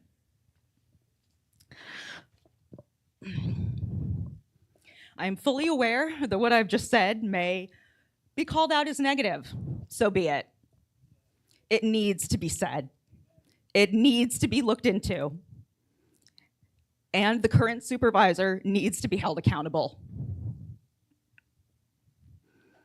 If nothing else, I ask that you do your due diligence. I hope that someone looks into this, either county level or state level. The employees have said if they are asked in a non-threatening matter where they are not worried about without having to worry about retaliation, because retaliation is very large in that building, that they will speak, but they are afraid. Other county workers that have left also have gone to other county offices. They don't want to speak. The election workers don't want to speak if that's their job. They want secure votes. And this should talk about the type of people that are in this office. They are so concerned about the voters of this county and that the process gets taken out, that they are dealing with this abuse.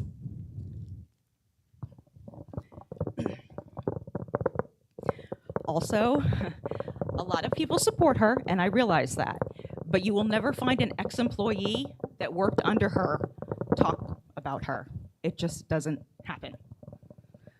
They might not be out there spreading their truth, but I guarantee they're not talking about what a great boss she is. I have a question for you, and correct me if I'm wrong. The current supervisor elections, are you running against her or is she retiring? No, I'm running against her. You're running against her. Okay, thank you very much. Yes. All right, anybody have 2 questions? Yes, right here, and then Mary. Oh, I'm sorry. Listen, if I don't get to you because I saw Mary's hand second, Tiffany will be available for you to talk afterward. Go ahead. Florida statute allows the SOE to investigate all instances of fraud and fraudulent registrations. The current SOE has failed to do so on a couple of different occasions that have been brought to her attention. Are there going to be any sacred cows in your administration?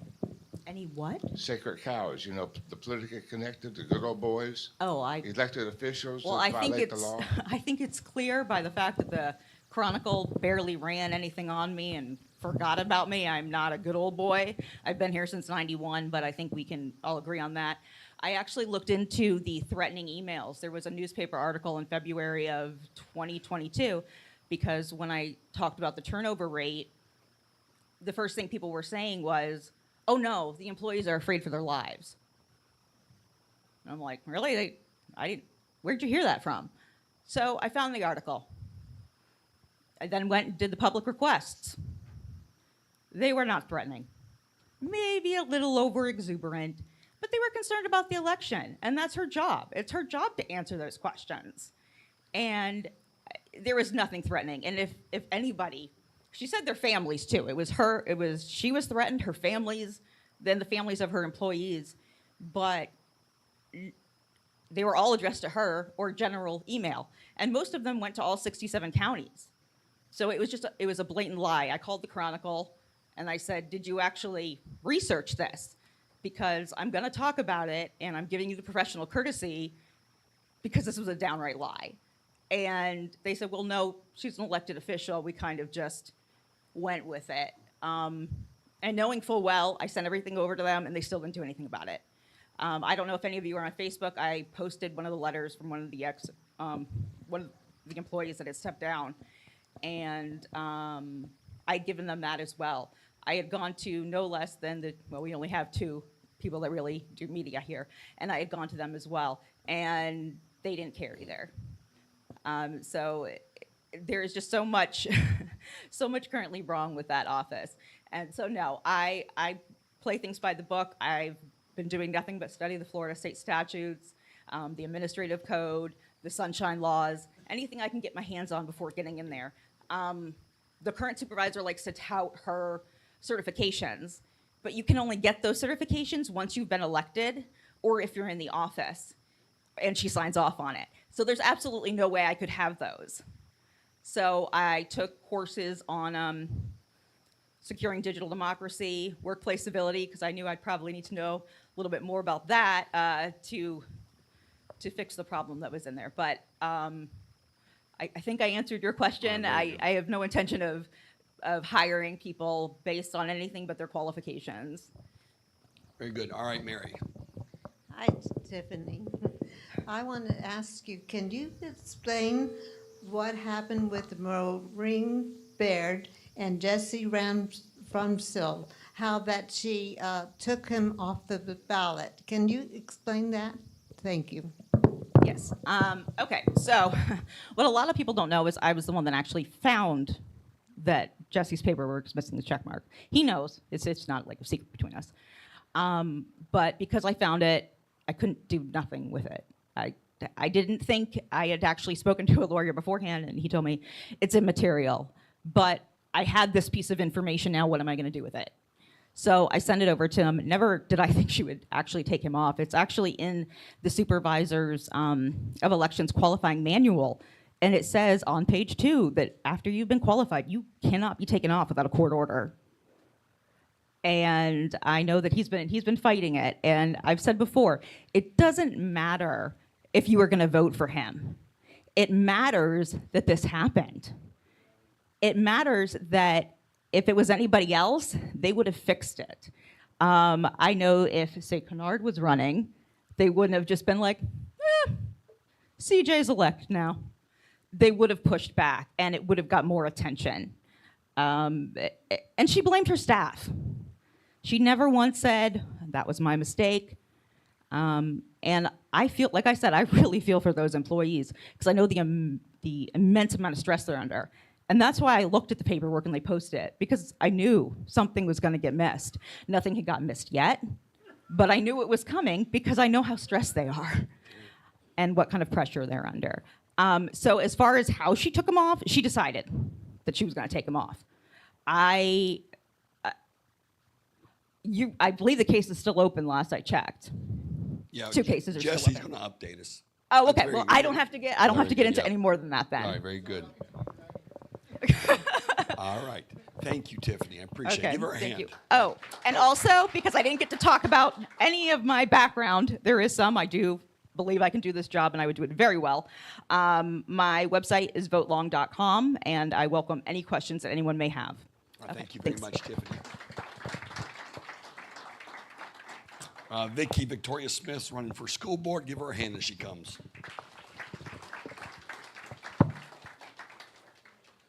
Again, John's back there in the window. He would love to get you a soda.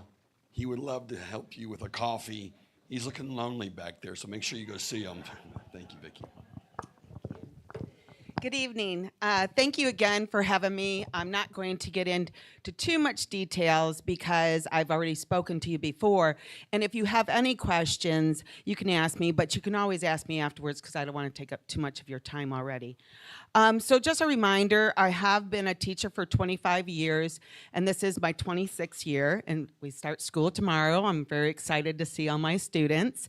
And also, I was president of the Citrus County Education Association for 10 years, leading our teachers and our support staff. Also, 12 years, I was helping to make policies both state and locally. Well, of course, we actually have to have more policies, but I have that experience already. I also helped ensure teachers' salary were increased. Even though there was that compression that happened, our salaries did still improve somewhat. And I was a part of that without suggesting to raise taxes, because I am a conservative and I do not believe we need to raise taxes for that. Instead, I know where we can get the money. I also helped develop state legislature that offered our students opportunities in both career and technical education. And the reason why, I'm going to give you just a little bit of story that not too many people know of, and that is my son, who is now, oh my goodness, 39 years old. Yes, I have 3 grandchildren. But he had problems in school. He had a learning disability. And one of the things is back then, they did not have a very good career and technical institute going. They had automotive, and they had things like that because we're not originally from Citrus. We're originally from Hernando County. And then I moved here after my husband passed away. So and my son was already grown by that time. But his class was the first one that had to pass the FCAT. And the FCAT back then was a standardized test that they had. Well, his self-esteem was so low because he could not pass it. He ended up getting a certificate of completion because he passed everything in school but could not pass that one test. Now my son owns a successful business. Yes, he refurbishes bridges. He's a great father, a great husband. But let me just tell you, if he had those opportunities in place, that would have helped him. And that's one of the things that I advocated for, was the career and technical, because I think it's very important.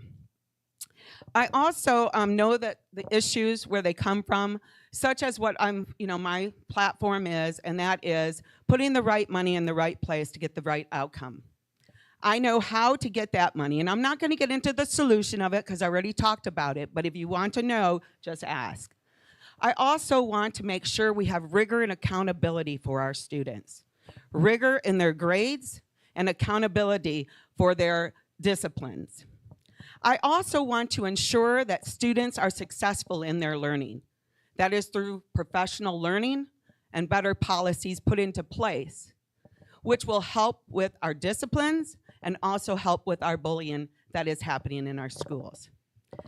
So again, I am the expert in education in this race. I'm the only one. And right now, there is 2 teachers, one is retiring that's on the school board. And yes, we do need a well-rounded, but we have 2 resource officers. One is, right now, he also is a real estate agent. And our other one, who's going to be retiring in 2026, because he has to, stepping down, he also is a developer. So 1 teacher and 1 teacher only, and she's been out of the classroom for a long time, and she was before COVID. You need someone in there that knows what's going on with our teachers and our students and our staff workers. I am that expert. I am ready day one. I want your vote. I have been out at every precinct. Even today after church, I went to one before coming here. I'll be at every single one after school. And the reason, except for Tuesday, because I go to every school board meeting. And the reason why is because I want to earn your vote. I want to be out there. Victoria Smith School Board, District 2. I'm ready. All right, very good.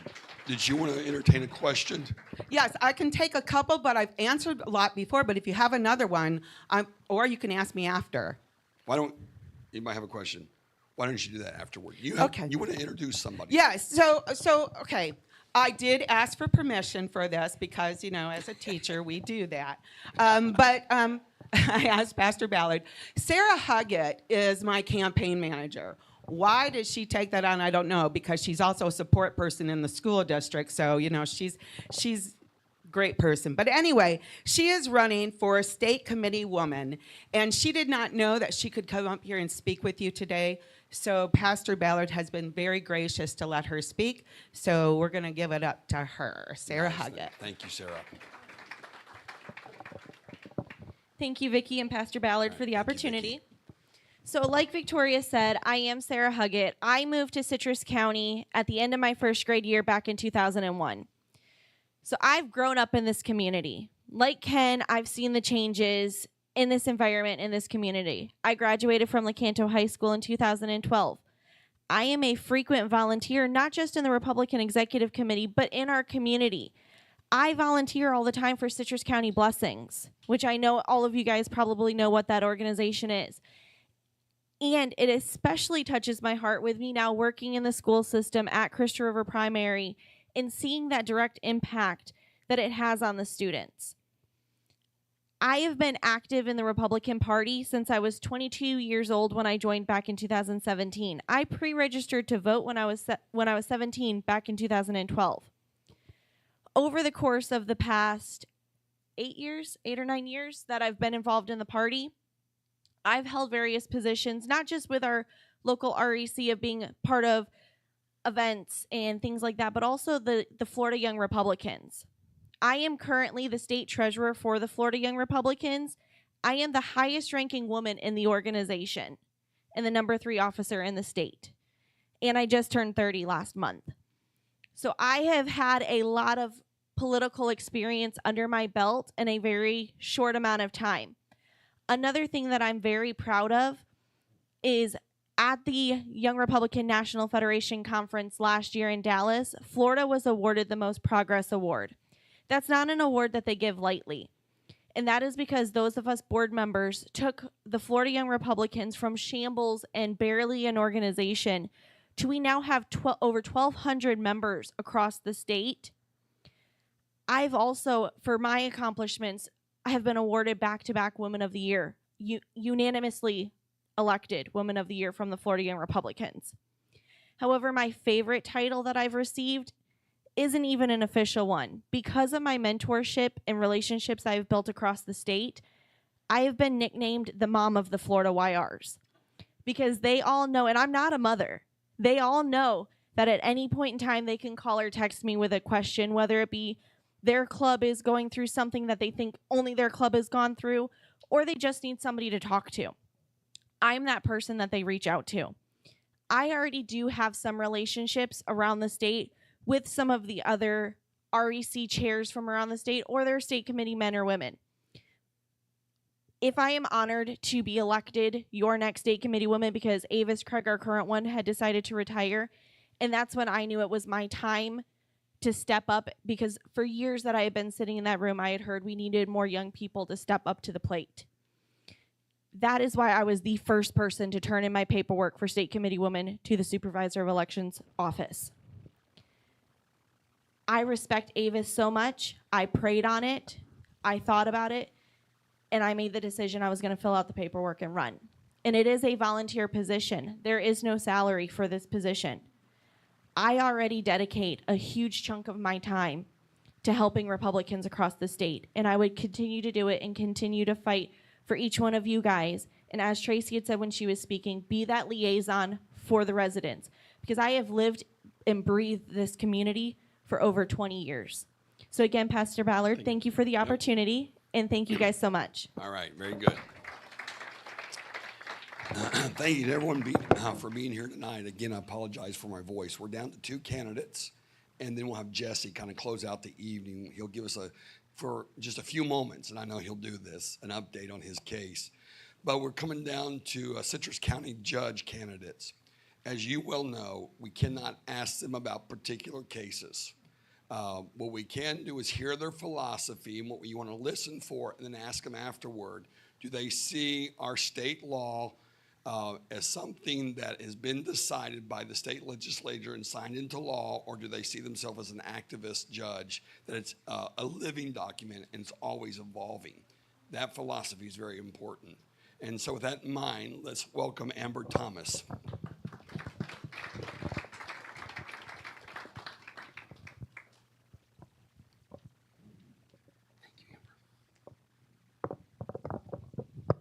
All right, good evening, everyone. My name is Amber Thomas, and I am running for county court judge here in Citrus County.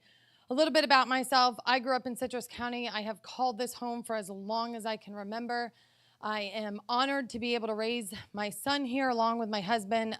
We just celebrated 15 years. It'll be 16 years in December that we have been married.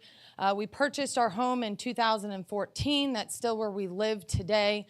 My son is going into his sophomore year at Citrus High School, which is hard for me because I graduated from LeCanto, but my son is into theater. We actually got back about 2:30 this morning because he did a double show yesterday down in Lutz. They did West Side Story. So he is very big into the arts, and me being a sports family, it's all new territory for me, but God definitely has given him a talent and has allowed him to be a light in an industry that Christians are not very big in. So it's actually been a blessing that he has been able to have that talent and to be able to do that. My experience is different than any other judicial candidate that you are going to see. There's actually 4 judicial races on the ballot this year. There's only 1 county court race, which is the one that I'm in, and that's just for Citrus County. The other judicial races are circuit races. That's actually all 5 counties in our circuit are going to vote on that race. And there's 3 of those circuit races that you'll see on your ballot. So a lot of people get confused when they see the county and the circuit, but that's the difference. County is just here. But like I said, my experience is completely different than any of the other judicial candidates that you're going to see. My judicial experience has not been that of a litigator. I have not focused my legal career litigating for one side or the other in the courtroom. My experience has been working side by side with the judges. Now, as a law clerk, a lot of people think you just sit in sit in an office in the corner and do research. And I did do research. I did a lot of research because that's what judges have to do. They have to be up to date on the law. But my judges knew that I wanted to be a judge. They knew that I wanted to be more. And so they gave me additional responsibilities. I have handled motions from the beginning, whether it be a motion to dismiss, all the way to the end, whether it be a motion for summary judgment or whether it be post-conviction, final judgment. If it came in front of the judges, I had my hand on it. I've worked in every area of the law, from criminal to civil, probate, family law, county court level, circuit court level. I have worked side by side with the judges, and not just when they're in the courtroom. I've worked behind the scenes with the judges. A lot of times litigants, they're in the courtroom with the judges, but what happens in the courtroom is just the tip of the iceberg. So much goes on behind the scenes that litigants aren't aware of because they're not seeing what a judge does. I know what the judges do because I've dealt with it. I've dealt with the judges doing preparation and helping them. I've learned to look at cases not from a litigator's side. When you're a litigator, you look at a case to determine what's best for your client.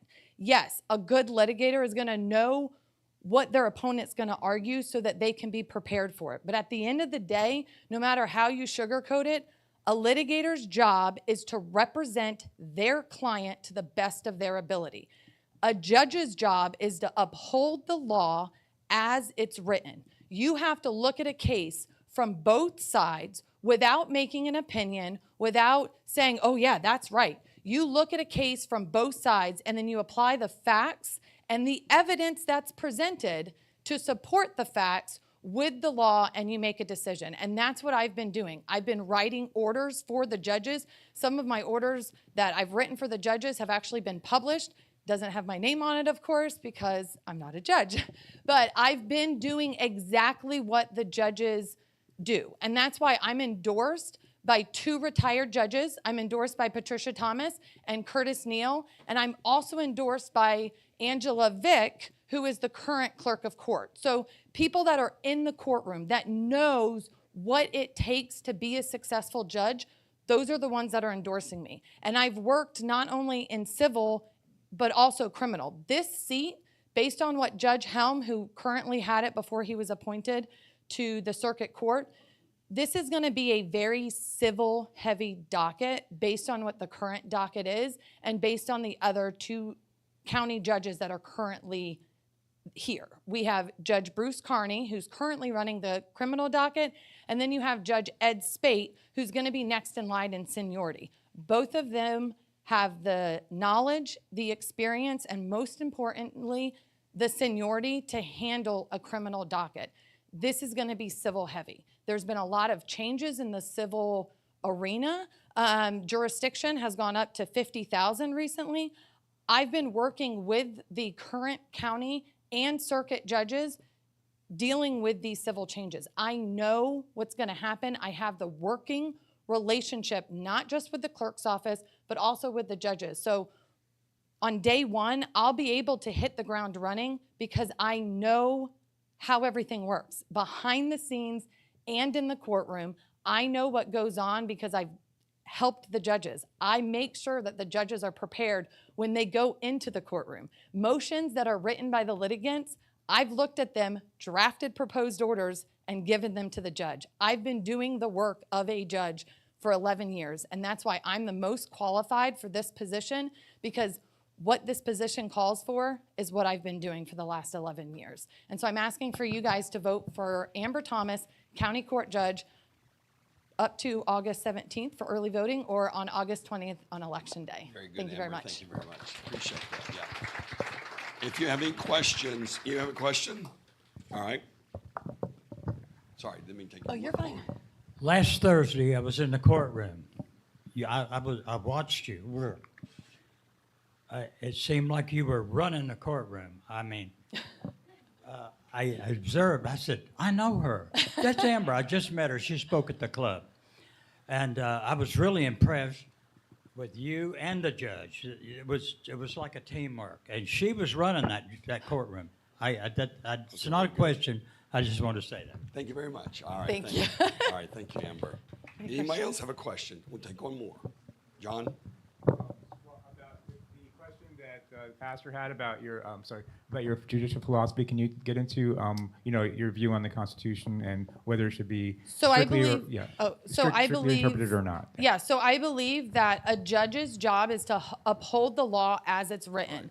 A judge is not there to push their personal agendas, and a judge is not there to create law, especially at the county court level. There is no decision that a county court judge is going to make to create law. That is the legislator's job.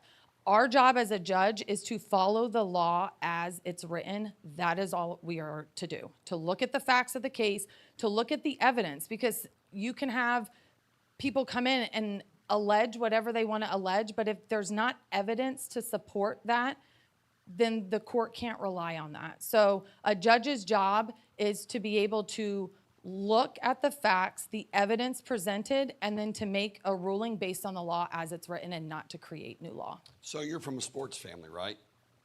Yes, I grew up playing soccer, and actually, I don't know if anyone has kids here, so I'm going to do a little shameful plug. I'm a member at First Baptist Church of Inverness, and we have upward soccer that we do there. And I have, woohoo, Vivian. We have actually started that, and over the years we have grown, and I can't even tell you how big it is now. But I started as a coach, and now I'm actually one of the directors of it. Right. So my question to you, baseball, as a judge, Okay. you call balls and strikes. Is that right? Yes. Okay. There you go. That's Yes. all I wanted to ask. My question. Thank you very much. Very good. Thank you. Our last candidate is also for county judge, Lisa Yeager. Give her a hand as she comes. We were supposed to have the candidates for Citrus County, Circuit County judge, but because we postponed last week, they had a previous engagement. Aaron Daly was here back in July, so you can go to our live stream and see that. Oh, very good. All right. I almost said good morning. Feels like I've been here so long. I'm just kidding. My name is Lisa Yeager, and I am running for county court judge. I guess I will also begin telling you a little bit about myself. I moved to Citrus County in 2001. I am a sixth-generation Floridian, very rare. I'm born and raised in Osceola County. One of the things that, in all honesty, really drew me to Citrus County, the downtown Inverness area reminded me the way downtown Kissimmee used to be. You know, just the hometown feel. You had all the nice little shops around it, and I fell in love. So I've been in this county since 2000. I raised my children here. I have a son. He was friends with Ken Frink's daughter. I've known him for quite a while. This thing is all shaky. He was a 2020 graduate class of Citrus High School. My daughter is a 2022 graduate from Citrus High School. She's currently a senior at the University of Tennessee, which breaks my heart in some ways because I am a Florida Gator, born and raised. I'm a 2000 graduate from the University of Florida College of Law. So when she said, I'm going to Tennessee, it hurt. It hurt. Wait, now, I'm telling you, I grew up. My stepfather's a graduate of UF. I have other family members that, exterior family members that all, went to UF. So, it was ingrained in my soul. So I go up there and I'm visiting my daughter. She says, Mom, we're going to go to a football game. Okay. I couldn't tell you who they played. She pulls out this orange and white checkered sweater. She says, Mom, you can wear my sweater. Now, if anybody has seen the UT and they have those overalls that are orange and white checkered, yeah, my daughter wears those. So she's like, you can wear the sweater. And I'm thinking to myself, there can be no photos of this. Like, there can be. First thing she does, man, takes a picture. She sends it to her father. She goes, look what I got Mom to do. Look, I love my kids, so I guess I'm willing to do just about anything for them. So, this thing is all squeaky. Sorry about that. That's all right. I feel like I'm doing something wrong. So I began my legal career when I graduated from University of Florida in 2000. I moved here to Citrus County. I began working at the state attorney's office. I was at the state attorney's office about 3.5 years. I handled anything from simple misdemeanor crimes, possession, petty theft, all the way up to attempted murders. At the time that I was there originally, we didn't have all these separate divisions like we do now. The one division that we've always had was homicide. That is one area I've never handled. We leave that to our way more seasoned attorneys. I left and went out in private practice. I handled all kinds of different cases. Family law, civil litigation, landlord-tenant, some wills, you name it. I may have had a hand in a little bit of everything. Why? Because when I decided I was absolutely going to law school, one of the things I said was, if I'm doing this, I'm going all the way. I want to be a judge. So when I started practicing, I had been in front of a couple of different judges. Then I went into private practice. I was in front of many more judges, and I would ask them, what are some things that I can do to prepare myself to be a good judge? What can I do to put myself in a position that I would be a good judge? They say, well, number one, Lisa, you can't stay a prosecutor all your life. Do prosecutors make good judges? Yes, they do. There are several out there that's what they've done. But they said, you got to get out there. You need to experience both sides of it. You know, you need to know what it's like to be on the defense side. You know, because most of us out, prosecutors, they're defense attorneys, they're the bad guys. No, they're not. The job of a defense attorney is protecting the constitutional rights. That's what their job is. Are they there to get off their client? Not the good ones. They're protecting their constitutional rights, making sure that the law enforcement, that the state has done everything properly. So I went out, I did defense work, family law, But one of the other things that they said, other than getting out and doing more than just one avenue, get in the courtroom. There's other things you can learn. You cannot replace that courtroom experience. So for 24 years, my entire legal career, I've been in that courtroom. I've argued the cases, and as my opponent said, Ms. Thomas, as a litigator, yes, you look at your side. Good litigators look at both sides. Great litigators look at all the sides, look at the law, and know whether or not the law is in fact on their side before they even go forward. And if you can't do that, you don't need to be in that courtroom. You need to look at everything. You need to anticipate, what is my opponent going to do? Getting in that courtroom gives you the experience that you need. In the more than 100 trials that I've done, I can't tell you a single time during trial that the opposite side stood up and said, "Objection, Your Honor." My opponent hasn't been in a courtroom. How do you know what to do when someone says objection? You got to know what they're objecting to. What's their grounds? How, as the judge, are you going to respond to that? I've handled thousands of cases, thousands. Countless motions. I've drafted them. I've argued them. I've defended them. Courtroom experience means everything. If you haven't been in a courtroom, you don't know how to command a courtroom.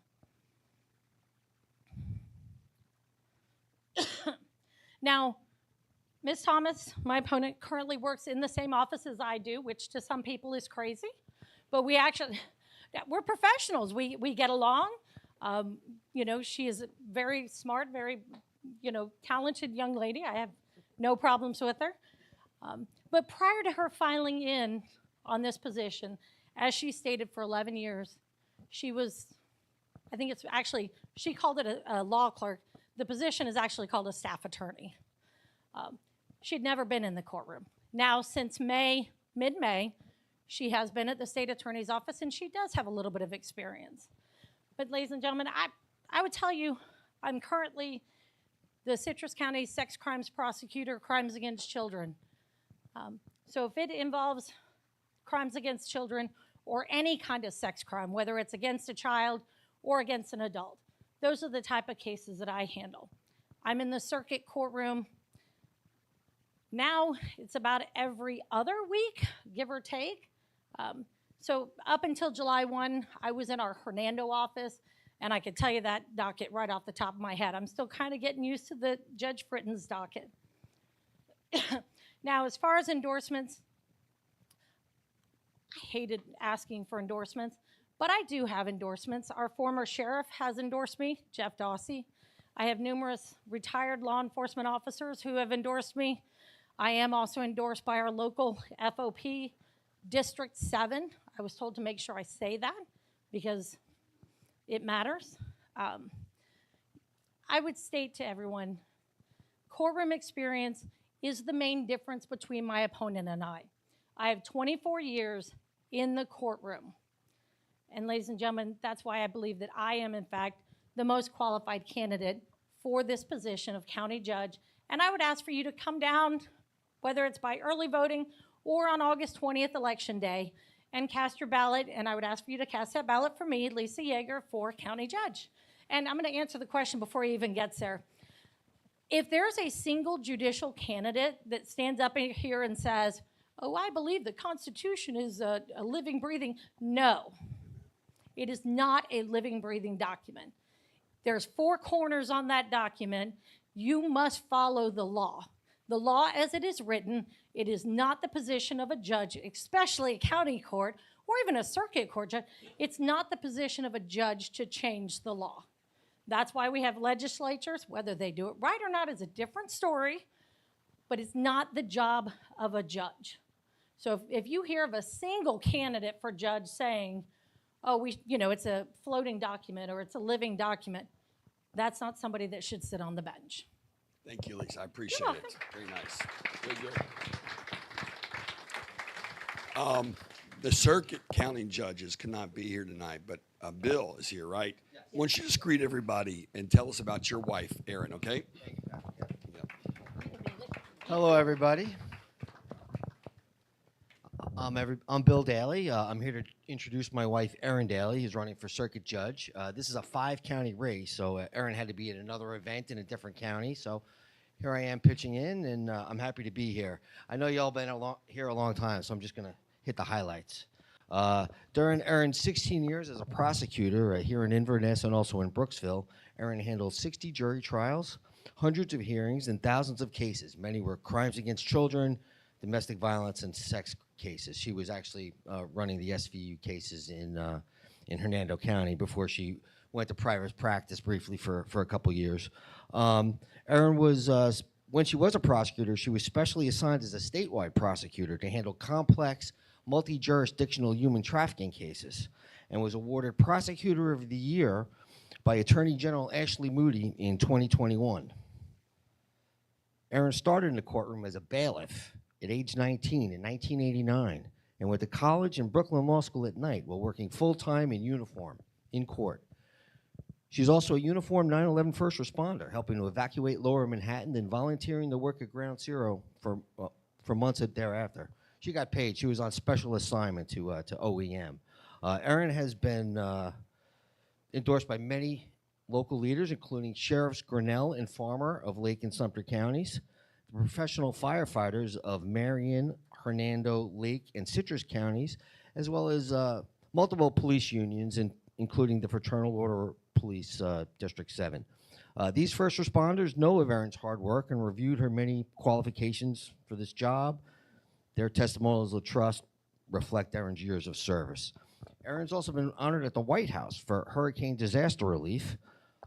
She's been awarded as a champion of justice by the Dawn Center, which is a domestic violence shelter in Hernando County, and was named 2018 Woman of the Year by the Hernando County Business and Professional Women. Erin never talks about this, but she also courageously donated half of her liver to her dad, who was able to live on healthily for another 13 years.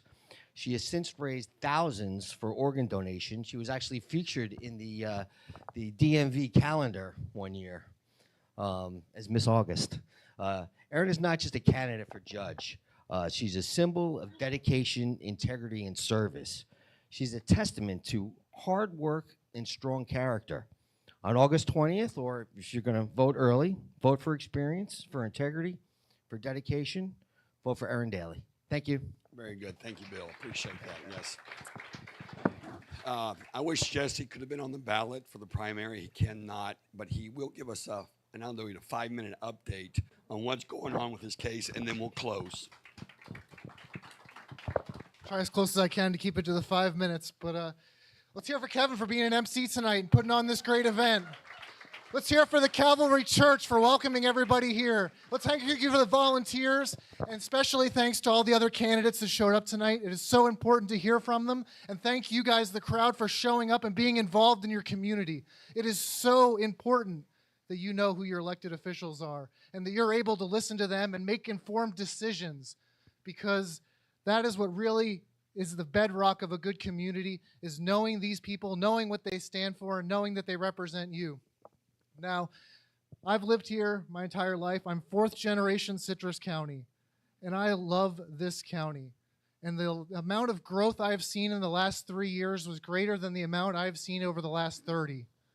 And I got into this race because you can see the destruction of our county. You can see the bulldozing of the trees. You can see the overcrowded in the streets that we have to drive on. You can see these new developments going up hither and yon. You can see these rubber stamps from these county commissioners that don't care. All right, we have these overcrowded schools, we have the overcrowded roads, we don't have the infrastructure to support all these new buildings, but they want to put 2,000 new homes every year up in Citrus County. So I got involved because the only thing you can do is get involved. All right, evil triumphs when good men do nothing, so I decided to stand up and put my hat in the ring to fight for you, the people of Citrus County, because I know how important it is to maintain this small town, how rare it is to have these beautiful places in the world. And if we let them destroy it, there is no going back. So I vowed to not increase the taxes. I vowed to stay towards the regulations for building. I loved everything Janet has to say, everything Curtis has said, and I was willing to stand up and fight for you, but the powers that be, the establishment, decided they didn't want me to run. So on the 25th, on the 6th, I filled out all my paperwork. On the 14th, I was certified and guaranteed a place on the ballot. And on the 25th, the Supervisor of Elections contacted me and told me she was removing me. I told her, you don't have the authority to remove me. You need a court order. Do you know what she said to me? I don't care. So I contacted my election lawyer. I don't know if everybody knows about me, but I have a lot of contact with lawyers. And he came out and he said, this is a misunderstanding. She's breached the law. She's actually in violation of the law. And it is illegal for her to remove you. So we reached out to her. We talked to her attorney. We showed her the documents. We showed her her own handbooks. We showed her the case law. And do you know what she said to me? She said, there are people that won't let me back down. She was being influenced and told she wasn't allowed to put me back on the ballot. So I wanted to ask you guys, who should be able to influence your elected officials to be able to make these unconstitutional and unlawful decisions against candidates that you have the right to vote for? So here I am fighting it. So I sent in on the 1st of last month, I filed an emergency declaration for injunctive relief with the courts, saying she overstepped her bounds. I want my rightful place on the ballot. You know what the judge returned to me and said? You need to specify more clearly why you deserve your constitutional rights. So I knew something was up there, so I wrote a letter to the Supreme Court of Florida, who agreed to hear my case. I reached out to the governor's office, who said, if I win my case, there'll be a special election for me.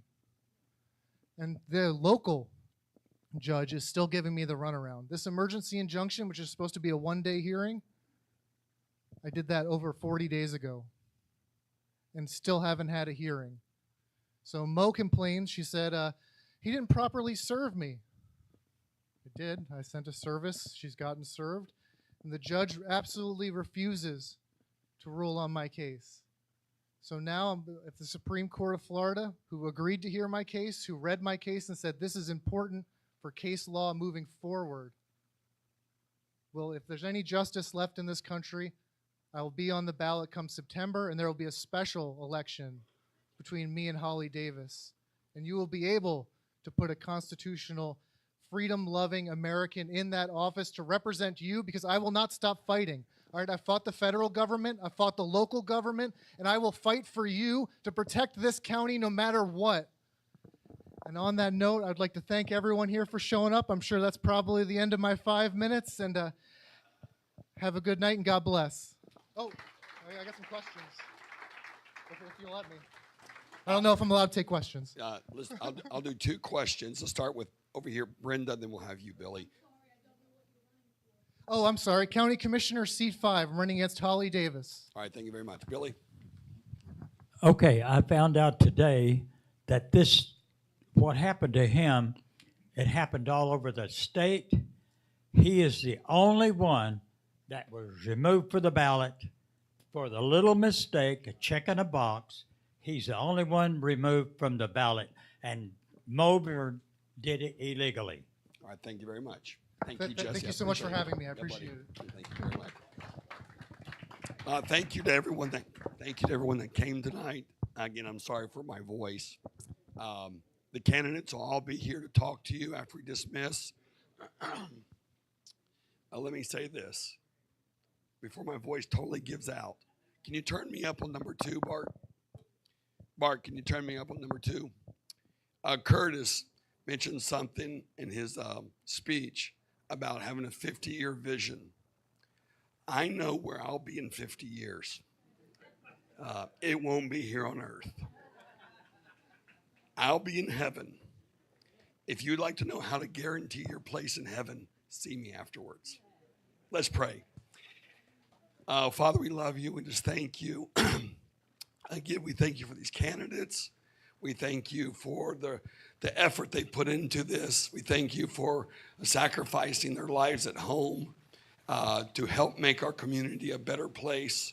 And Lord, their willingness and all the voters here tonight, we're fighting for good government. That's the ultimate goal that we have. And so, Lord, take the speeches that were given tonight and the other speeches from previous times, and also the other candidates and even the incumbents that the citizens have heard, and may they prayerfully consider who they're going to cast their vote for. We thank you for this, and our final prayer is, God bless America. In Jesus' name, amen. God bless you.